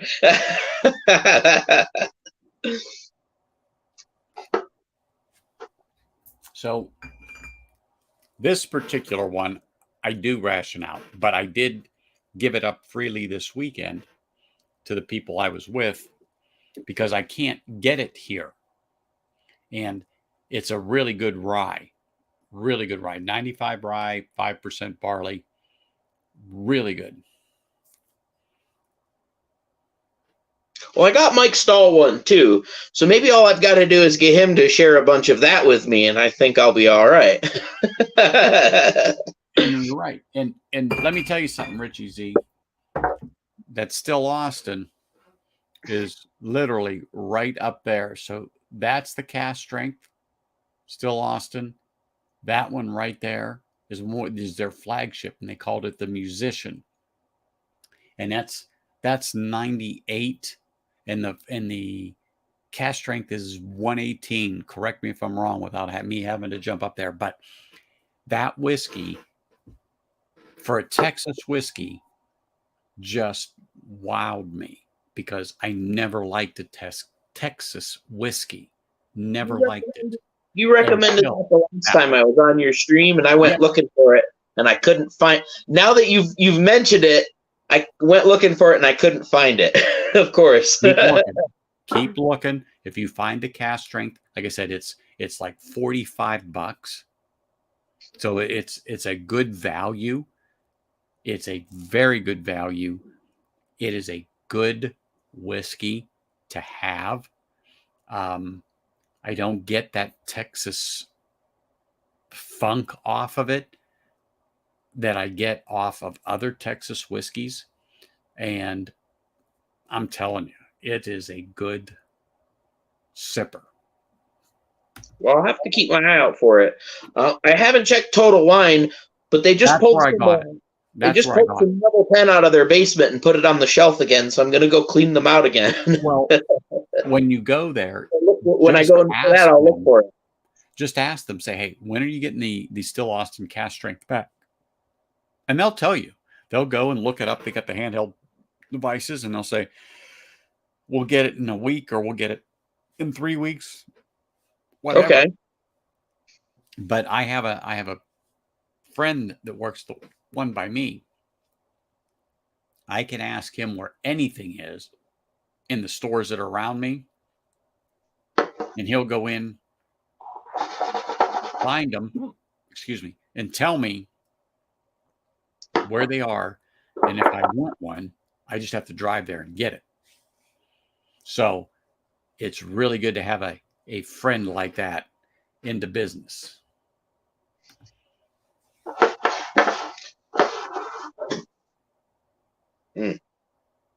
Yeah, man. Exactly. There is no funk on that I pick up at all on that Still Austin. I'm impressed with that, and so much so that I went and bought their flagship. So their core expression. Yeah, but sometimes funk is good. Yeah, I think that it wasn't. I was like, oh my gosh, I got it in the wrong order. But no, I don't. I was right. Anyway, it's just a good whiskey. It's a good whiskey. It's a good sipper, and I recommend it to anybody. And if I'm at Total Wine, the one by me, and people are looking and they're like, well, I want to stay with something under $50 or whatever, I sigh and go, all right, I can't lie.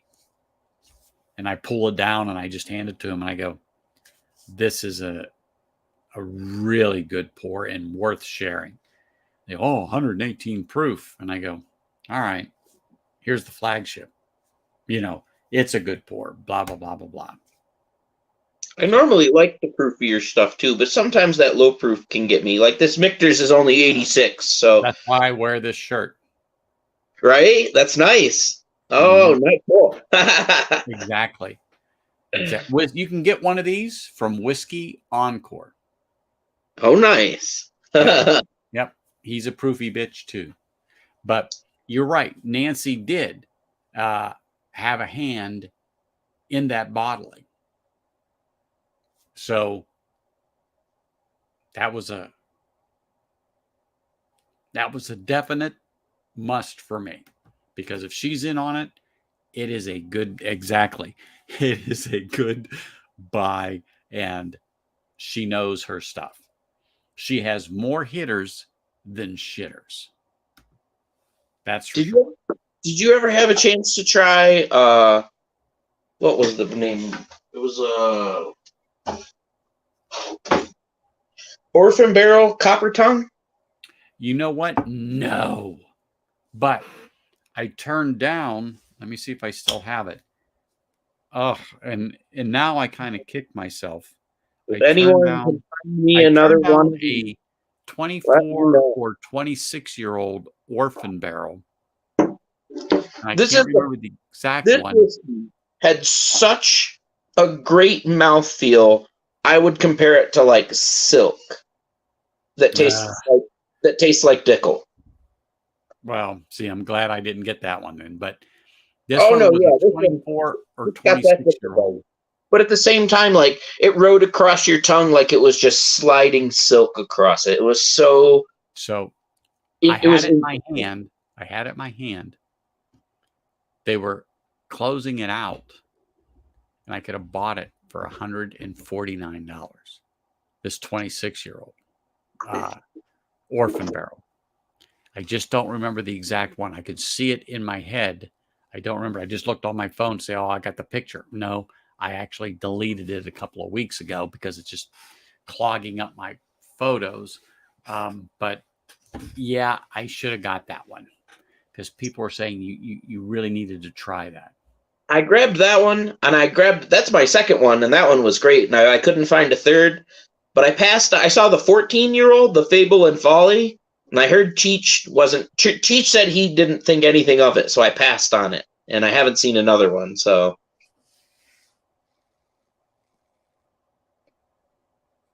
She should be a master distiller somewhere. Honestly, she should be. Even if she's not the master distiller, the master blender. I mean, she just needs to land somewhere because I think she has a great palate and an exceptional nose.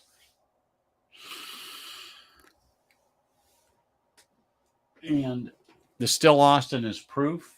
And I don't think I have anything else by her off the top of my head from everything that I've got here. But I mean, she's just well respected, and she knows. Absolutely. Exactly. So you going back to bourbon now?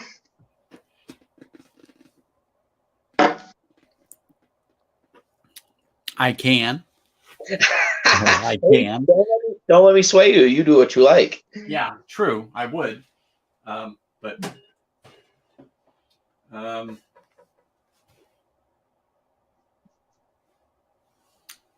it's hard when you're on a peated scotch, but I'm trying to think, oh, I'll do rye. Some rye, huh? Yeah, peated. Peated rye? I have a peated rye. Yes, I do. And I'll go back to it because I actually had a couple of pours of it before I went and had a couple of pours of scotch, peated. And that will be my transition to cut me back. But it's good. It's a High West double rye. Okay. 0.5 finished in peated scotch barrels for 9 months. So once I finish this Ardbeg, I've got another sip here. I'll pour that, and that'll bring me back.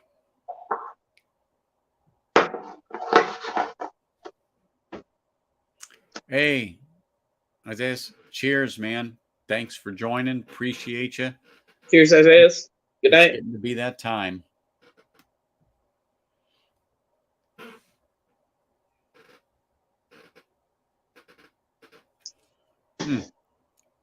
Oh, like frosting and leather. Mm-hmm. It's interesting. Well, thank you. I'm not, Richie. I'm just like you and Christian here. There's nothing amazing.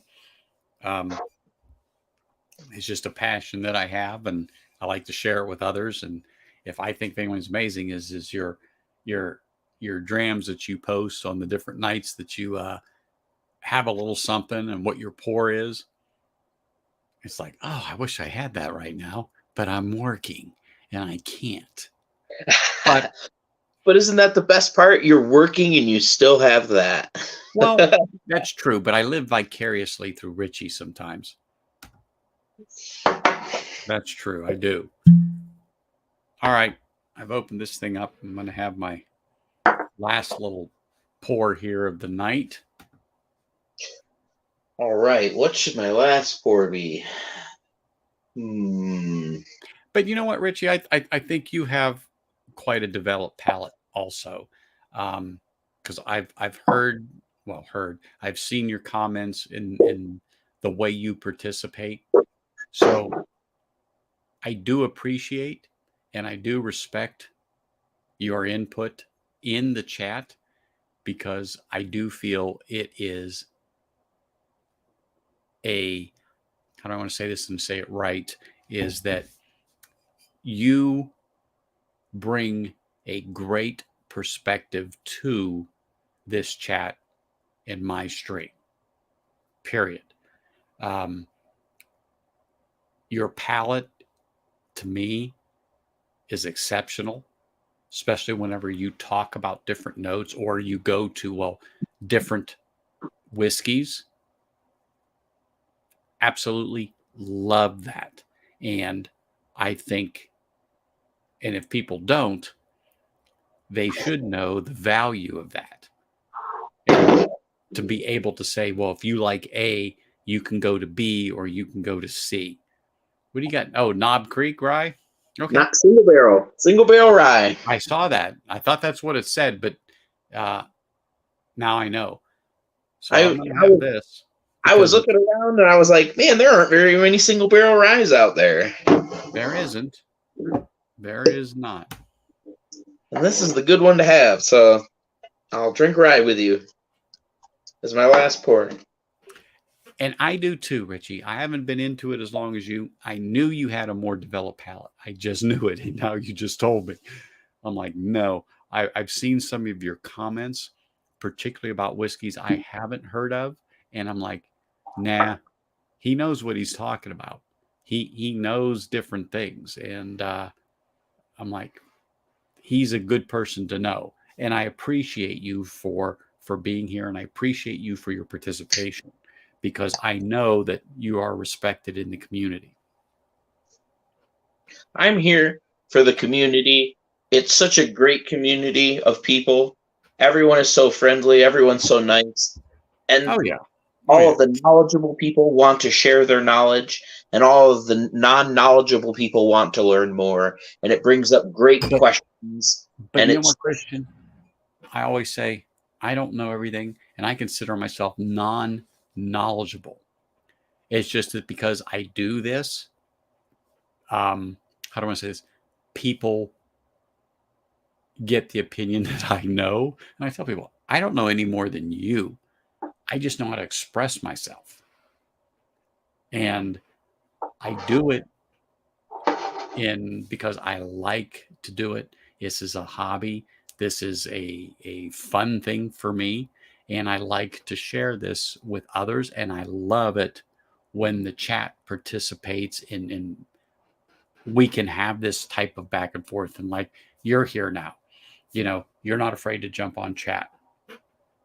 I can't help it now. I enjoy the conversation so much that I want to be a part of the conversation. Exactly. But there's people in chat that don't want to be physically on stream, but they're active in chat. Perfect. I mean, it's perfect. I love it because you need that. And I love the interaction. I love that. So like I say, it's just like being at the pub. It's just that we're sitting at home. It's a great pub. It's the best pub. It's the pub you don't have to put a BWI from. Exactly. But, you know, I can't tell you the last time I've been on a stream and I've been snookered. I can't. It's not. But I've had 5 or 6 pours. Well, no. 1, 2, 3, 4, 5, 6, 7, 8. Okay. I've had 8 or 9 pours. But I'm not drunk in any way. But I still wouldn't get behind the wheel of a car. But I don't do it for that. I do it for the enjoyment. I do it for this type of interaction. And I enjoy the people that are here and in chat. I enjoy it here. I'm on an adventure with whiskey to develop my palate and to find out what I like and to encompass myself with the same people that are on that same journey is very satisfying. Yep. And it fills this need to, I mean, maybe it makes me antisocial because I don't go to the bar, but at the same time, like I feel like I'm still getting that same social. I've been to the bar. I'm done with that shit. If I went to the bar, I feel like I'd have a hard time finding as many people into whiskey as I am. I feel like everyone around me would have a Bud Light in their hand. Exactly. And I would just have no one to talk to whiskey about. Everyone I would be like, don't have hey, quality check out bourbons. this 12 year today, and they would be like, What? Daniel's Jim Beam made a 12-year? Well, no. They're clueless. Yeah, However, exactly. They do have a Jim Beam Distillers selection. Have you tried that? And they'd like, what? Yeah. Okay. Never mind. Move on. I mean, there's a few whiskey bars around here, but they're mostly just like they're restaurants. Like, yeah. They're just serving people that want to eat a steak and drink scotch. So one of my favorite scotches. Nothing wrong with that. Steak one of my favorite scotches with a steak, and I was just talking about this weekend, this Saturday. Right here.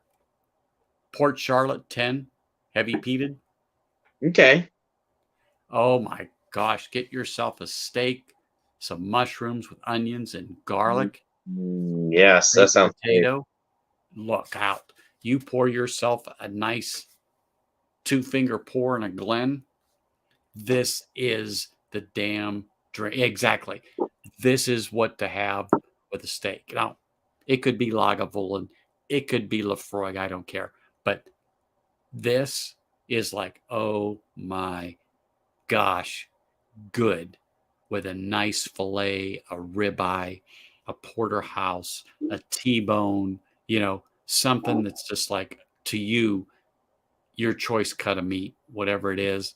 You know what my favorite whiskey with a steak is? Don't. Oh, come on. I'm serious. It's that same moment I was talking about earlier. It has this barbecue flavor, and it reminds me of Burnt. I'm sorry. I'm gonna disagree with you there and go. No, there's no barbecue in frickin' Dickel. I don't mean like barbecue as in like the sauce. I mean as in like the smoke. I know. I'm just being funny, but it's got that heavy smoke and the char. You can taste the char in the barrel and the smoke over. I don't get that out of there, but I like the one I've got. I get fruit out of that. My George Dickel. I got the bottled and bond. I get a lot of char out of these, char and barrel, but it's pleasurable. It's almost like I said. It's like that's why I say it reminds me of burnt ends. It's almost that moment where it's like this is that like it shouldn't be good, but it is, and I rather enjoy it. And oh man, yeah, that you know what, that might be my next pour if I get a chance to finish this rye. Oh, you'll finish it. Ooh. But you know what, Richie? When you get something that's Whiskey Mountains endorsed, damn it, you got a hitter going on with you. That's for sure. Because if Adriana approves it, you're going down the right road. Grab another one of these single barrel ryes before they're gone. It was a store pick too, so it's not 120 proof, but it was at 115, and it seems to have this like great Knob Creek flavor still. Well, even they're pretty darn good for keeping that as far as consistency in their ryes. Honestly, I bought it to make mixed drinks with, but it's so good I've just been sipping on it the whole time. I haven't had a mixed drink and I can't tell you how long. I really like a rye Manhattan. It just has that. The rye is just so much better in there for a burn for me. Mixed for me, I'm really basic. It's either a Manhattan or an old fashioned or ice. That's about it. And every once in a while, I'll have a straight whiskey with a Coca-Cola, but I don't mix them. I don't like that. No, I don't do it. I haven't had a mixed drink in, honestly, I can't tell you how long. It has been quite a while, because since I have went back to whiskeys in general, it's neat, and maybe a whiskey stone to bring the temperature down. I'm trying to think of the last time I had any whiskey on the rocks, and I can't remember. Not too many. Rocks isn't too many for me. Mostly old fashions, and just neat.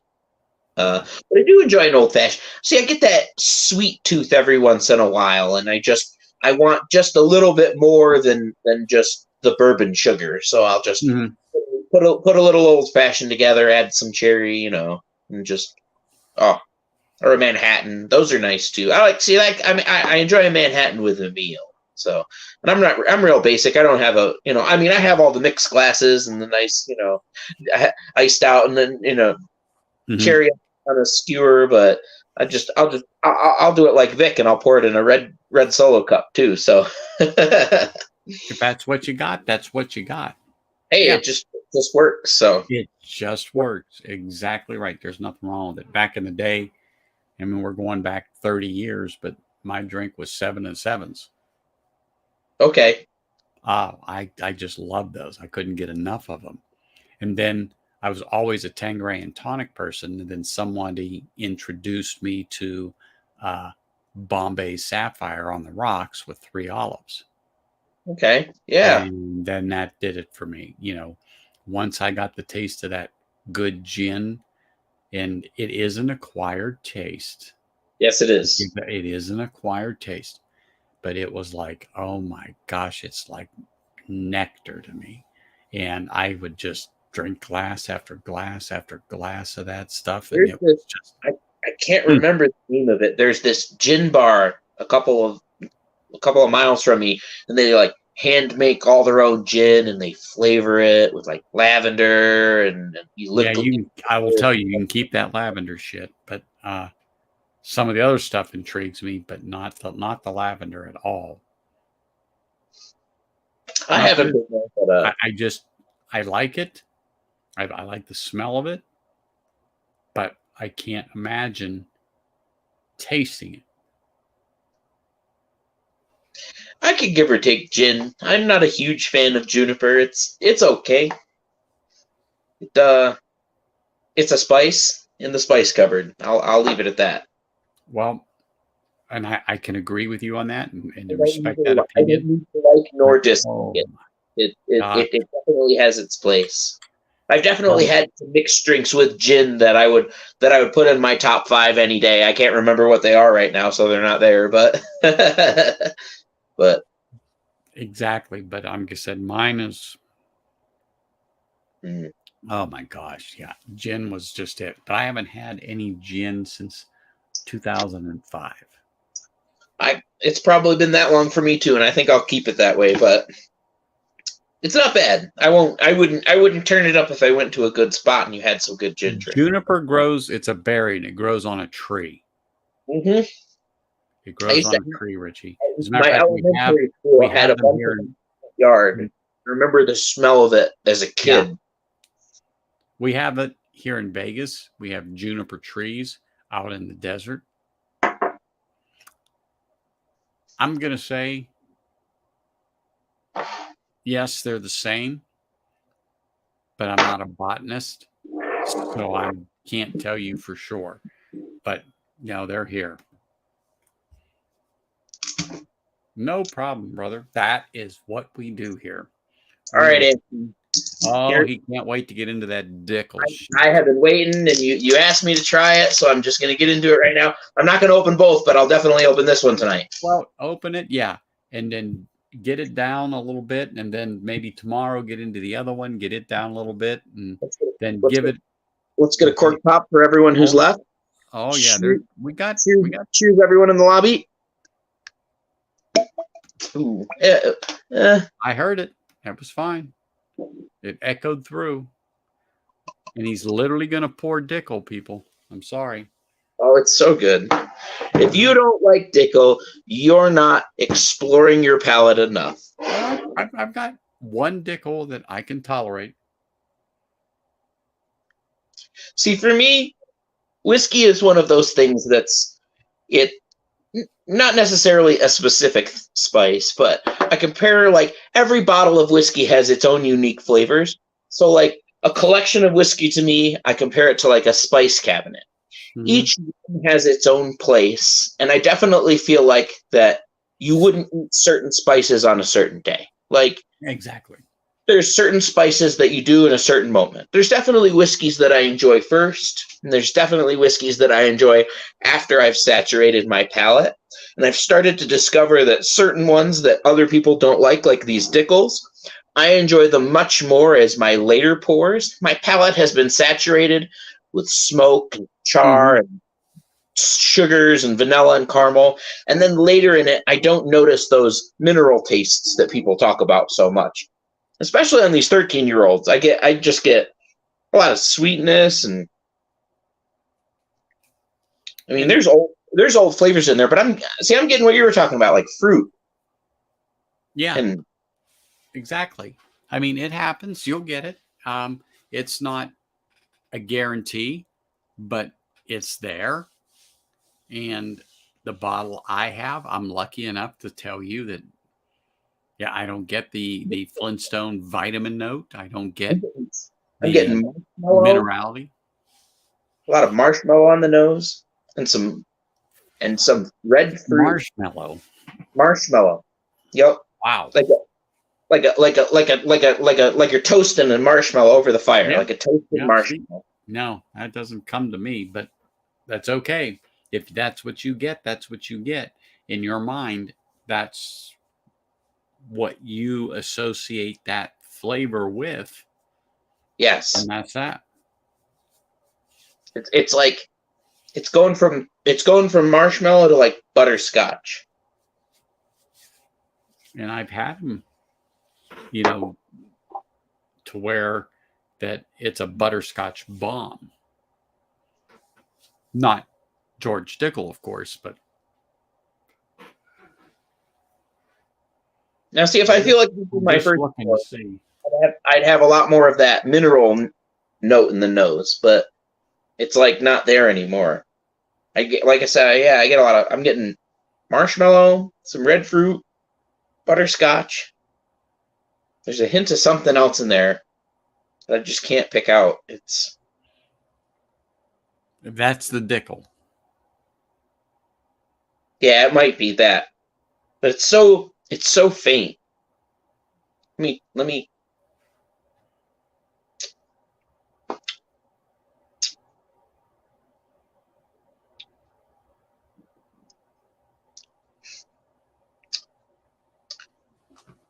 Frosting, smoky barrel char frosting. Yeah, that's really good. I could suck that bottle down. Oh wow! What do you get? You were talking about it. You said you were wondering what I got. I get marshmallow, red fruit, smoky barrel char, but it rounds off so sweet and like frosting, almost like vanilla frosting with that. I don't get any frosting notes. I get more fruit notes on that bottle of Dickel. Where the hell did I do it? I get the fruit, but it's like right in the beginning, and then it just goes away, and then it gets encompassed by smoke and sugar.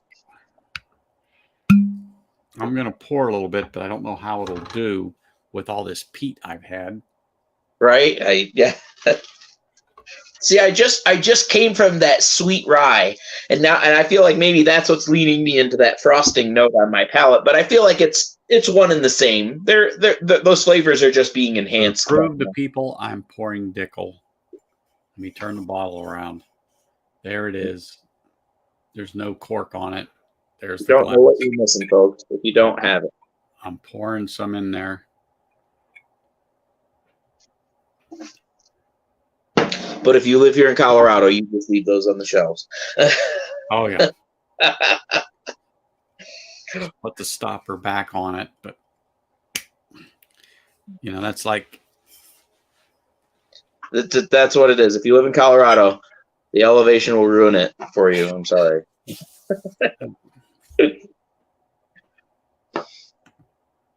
I can see why it definitely would offend others. It definitely has that, like I said, to me it comes off as like an extra char, like I like to compare it to like Jack Daniels, because it's also a Tennessee whiskey for some reason. Jack Daniels has got this bite in the beginning that almost turns to like sour apple for me. But for Dickel, it's that same bite, but it turns to like charcoal instead. Like that's why it reminds me of barbecue.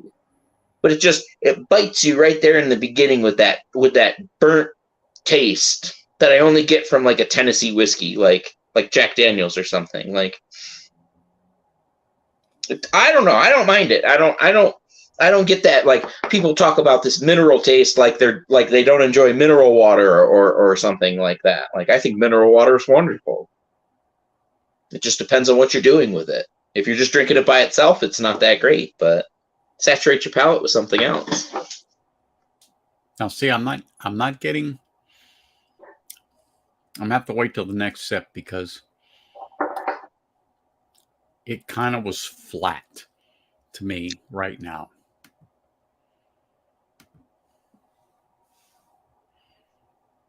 Now, see, the only whiskey I have that I thought was flat was this bottle of Blanton's I opened. It started out really good, and then it just went flat. And it just tastes naturally is flat. It tastes like flat soda. Like you're drinking like the carbonation's gone and you sip it and you're like, ugh, what is this? Like it has spice, but it just doesn't dance on my palate like other whiskeys do. I just don't enjoy it. It just sits there on my shelf to just show people. It's like this one. I can palate it. It's not the Dickel that I'm used to, and I think it's okay. But I don't think it's phenomenal whiskey. Yeah, I wouldn't put Dickel in my top 5. It's not amazing. It's not Calumet 16 or anything, but I definitely think it holds its own, and people don't give it enough credit because of that mineral taste. But that's why I brought up that Copper Tongue. That was another one that I feel like people just kind of glossed over a little bit, but it had such a great mouthfeel, and with the hints on the palate, just made it exceptionally good for me for the price. Like I paid like $110 for it or something like that, and I thought it was worth every penny of it. I went and searched out another one, and I thought it was worth it. But other people looked at me and they're like, "You paid money for that?" I think it was bourbon. Exactly. I told him I was drinking it one night, and he literally laughed. He was like, "Huh?" I was like, "What? I thought it was great." I still think it's great. Still would buy another one. If I saw that Copper Tongue on a shelf right now, snap buy. Not a question. Absolutely. That's 16 years old. Dances on my palate. Yeah, these Dickels are hidden gems for me. 13-year-old whiskey for $40, you can't beat it. I mean,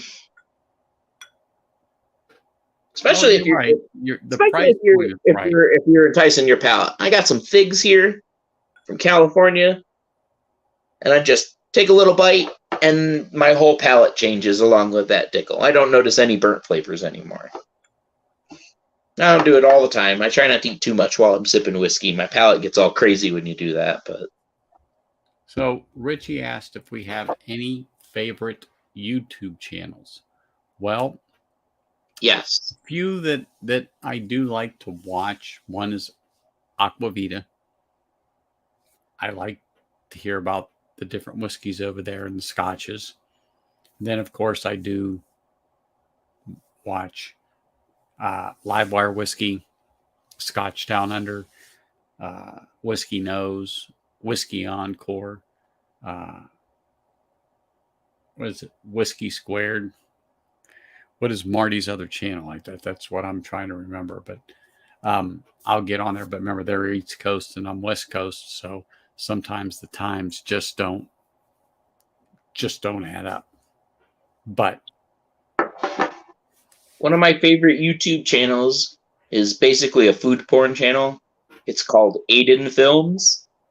And a guy, he just basically goes around filming himself eating lunch, but it's in like a silent film type of thing. He doesn't talk or anything in any of the films, but just kind of like films cooking food like teppanyaki style, or he's in the back of the kitchen and does this kind of like back and forth type of films them making the food, films him getting sat down and waited upon. And it's very, I'm a culinary guy. I work in restaurants. So it's very interesting to watch someone go to these like very expensive, fancy restaurants and eat all of this fancy stuff. It kind of like, I don't have the opportunity to travel and do those things because I work all the time. So it's nice to watch someone else be able to do it. So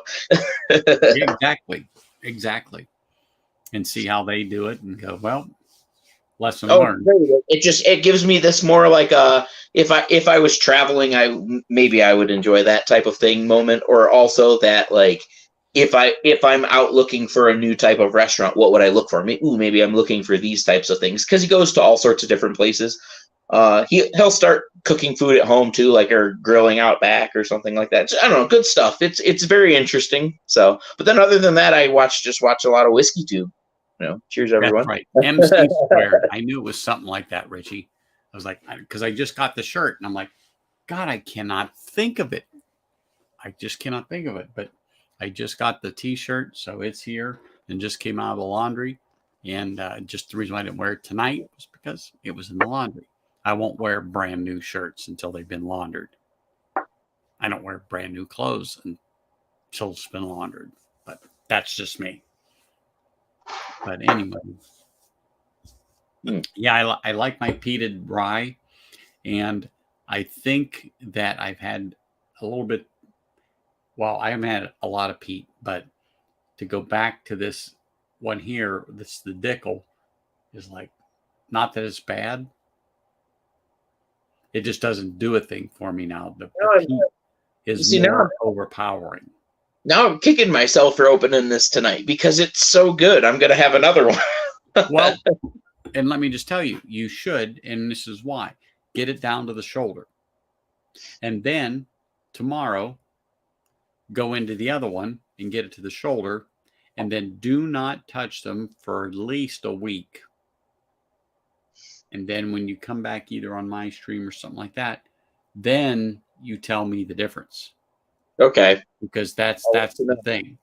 So next Sunday, be prepared to, say the difference in your bottles, because I know there is, and I know which one you have, and that's why I said I don't want to say anything until you have your stuff, as far as you have your samples. So that would be the best way. But get it down to the shoulders of the bottle and then put it away.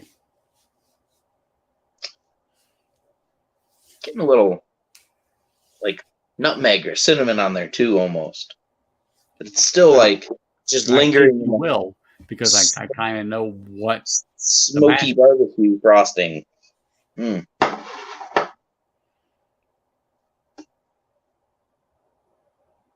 And oh yeah, I could drink that all night.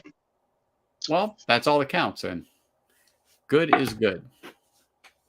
That's the bottom line. If you like it. So that's why I enjoy everyone's opinion on here. Even when people like you were mentioning it or someone was mentioning it earlier on here. They were saying something about how people were influencers or not influencers. Or I feel like everyone, I feel like everyone was just I feel like everyone is just giving their opinion, and I feel like everyone's opinion is different. So you should just take opinions with a grain of sand, and then that will help formulate your opinion better. Nope, you said it perfectly. We're going to give you our opinion. You can take it or leave it. Yeah, because I really appreciate their opinions sometimes, especially for the fact that those guys go through. I mean, sure, they're going to get a little bit of that YouTube money, but they're the ones going out, buying all these bottles, doing all these reviews, putting their palate on the line, letting you know whether it's worth the buy or not worth the buy. I feel like that I've made a lot of not buys because of people's palate decisions, and I feel like I've saved a lot of money just based on those things, and I feel like I'm happier because of the Whiskey Tube community, because I've saved so much money buying bottles that everyone else has bought and been suckered into, or just made the wrong decision, I guess. So, but it happens. I mean, I guess I honestly don't even know if I could say that too deeply, because I've got a lot of bottles in my collection. I'm not happy with anything other than one bottle of Blanton. So, and you're not the only one. I don't own a bottle of Blanton's, and I turn it down at $69. Well, see, that's why I'm happy with it. Not because of the flavor, but because of how much I paid for it for the flavor. I feel like that I could have bought a bottle of like Eagle Rare, or a bottle of or a bottle of just straight up Buffalo Trace, and Eagle Rare is hit or miss. Some people like the cherry note, some people like the grapefruit note, depending upon what you get. You don't know. But I'm not mad at $40 for a hit or miss. See, when Blanton, it's not $40 here anymore. Yeah, Blanton is like $90. It should not be more than $40 here, but that's just how it goes. Yeah, no Blanton's for me. I won't pick that up. That's not my. But I like Eagle Rare though. I'm a super fan. That's that stuff. I've got a couple. I've got one unopened, and I bought those for $40 or less.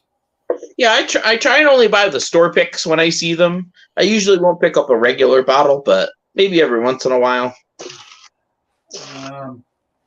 I'm looking here. Let's see. Yeah, 1, 2. Yeah, I've got 2 bottles of Eagle Rare. One of the 2 is open, and the price, I didn't pay it, but I'm looking at Eagle Rares here in Vegas for $100 a piece. And I'm like, exactly. No, sir. But there are people buying it. Oh, I bet. Yeah. I saw a whole pile of them at a store one day. They were trying to get $90 a piece for they weren't even store picks. They were just regulars. And I didn't buy one, but they sold out of them. So. Yep. More power to that guy. Feeding hype. I hear people come in and I see them and, they give them a price on it of $179 or $200 or whatever. And boom, they're paying. I've got a case in the back. It's 6 different store picks that I've picked up over the last year or two, but I haven't opened any of those. Yeah, like I said, I like to just have it around. I like to always have it on my bar. It's good. It's not my favorite, but it's definitely one of those where I want to reach for it every once in a while, and I like to have it there. And there's nothing wrong with it. You need to have a backup for your backup, particularly if it's something you like. Well, yeah, that's what Eagle Rare is for me. It's like I don't know what I'm feeling like tonight. Maybe I'm feeling proofy. Maybe I'm not. Maybe I can't decide. Let's start with some Eagle Rare. And it'll kick off my undecided nights. So yeah. But right now, my go-to bottle has been this bottle of Sam Houston 15, and it's almost gone. So. Mm-hmm. If I can get it out of here, I picked up another bottle of the Emerald Giant Pipe Dream, which is a great sipping whiskey. Which is a great sipping whiskey. Now this Dickel. And I don't want to cut the packaging. Pretty fantastic, actually. I don't. Here we go. I'll add that to my other one, but it's just a good sipper. I mean, I'm very impressed with it. Even though it's not at my sweet spot at 100 proof, this will certainly do. Will certainly do. Oh man, this is good. See, I like that peated rye. Love that peated rye. But it does have, I don't know what it is.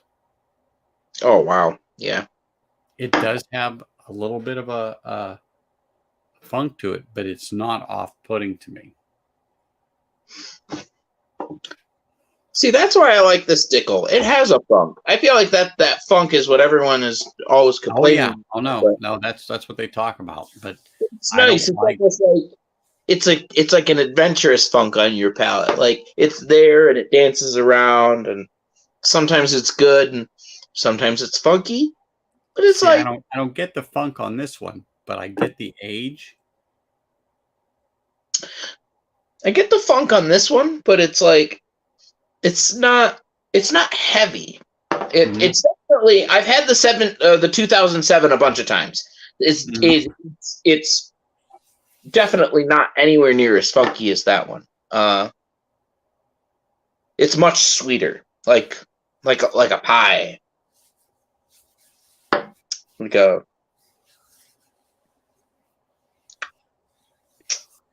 weird charcoal pie. That's the note I can't shake though. It's just always got this like charcoal flavor in there with it. Well, that happens sometimes. That's for sure. Even with the frosting, it's almost like I get this frosting note on the tip of my tongue, but it's like charcoal frosting. Mm-hmm. Totally get that. Charcoal frosting. Yes. And I don't want that at all. Don't want it's that at all. it's not unpleasurable, but at the same time it's different. It's like, I don't know. I feel like if you had charcoal flavored frosting, I absolutely wouldn't enjoy it. But if you had it in this liquid form like this, it's so great. It changes everything.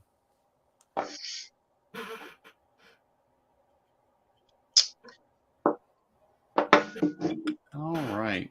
Well, I'm going to end the stream here at 4 hours.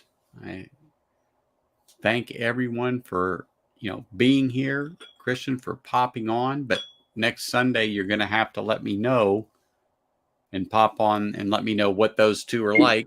So after you have drink them, get them down to the shoulder here over the next couple days, and then leave them set. And then Sunday, let us know how those two differed, because I know they do. They do. But I want you to tell us and let me know what it's like, and we will see. But let me take my Glen cap off that I got from Big Vic. Let me turn that around. Boom. One of his Glen's, Big Vic's, for my Glen cap, because I like to use these and I keep them on there so I can, for my nosings. So anyway, just wanted to say cheers, everybody. Thank you for being a part of the stream. Look forward to seeing you all again next weekend. Until then, good night. Cheers, Anthony. Cheers, all. Cheers. Good night.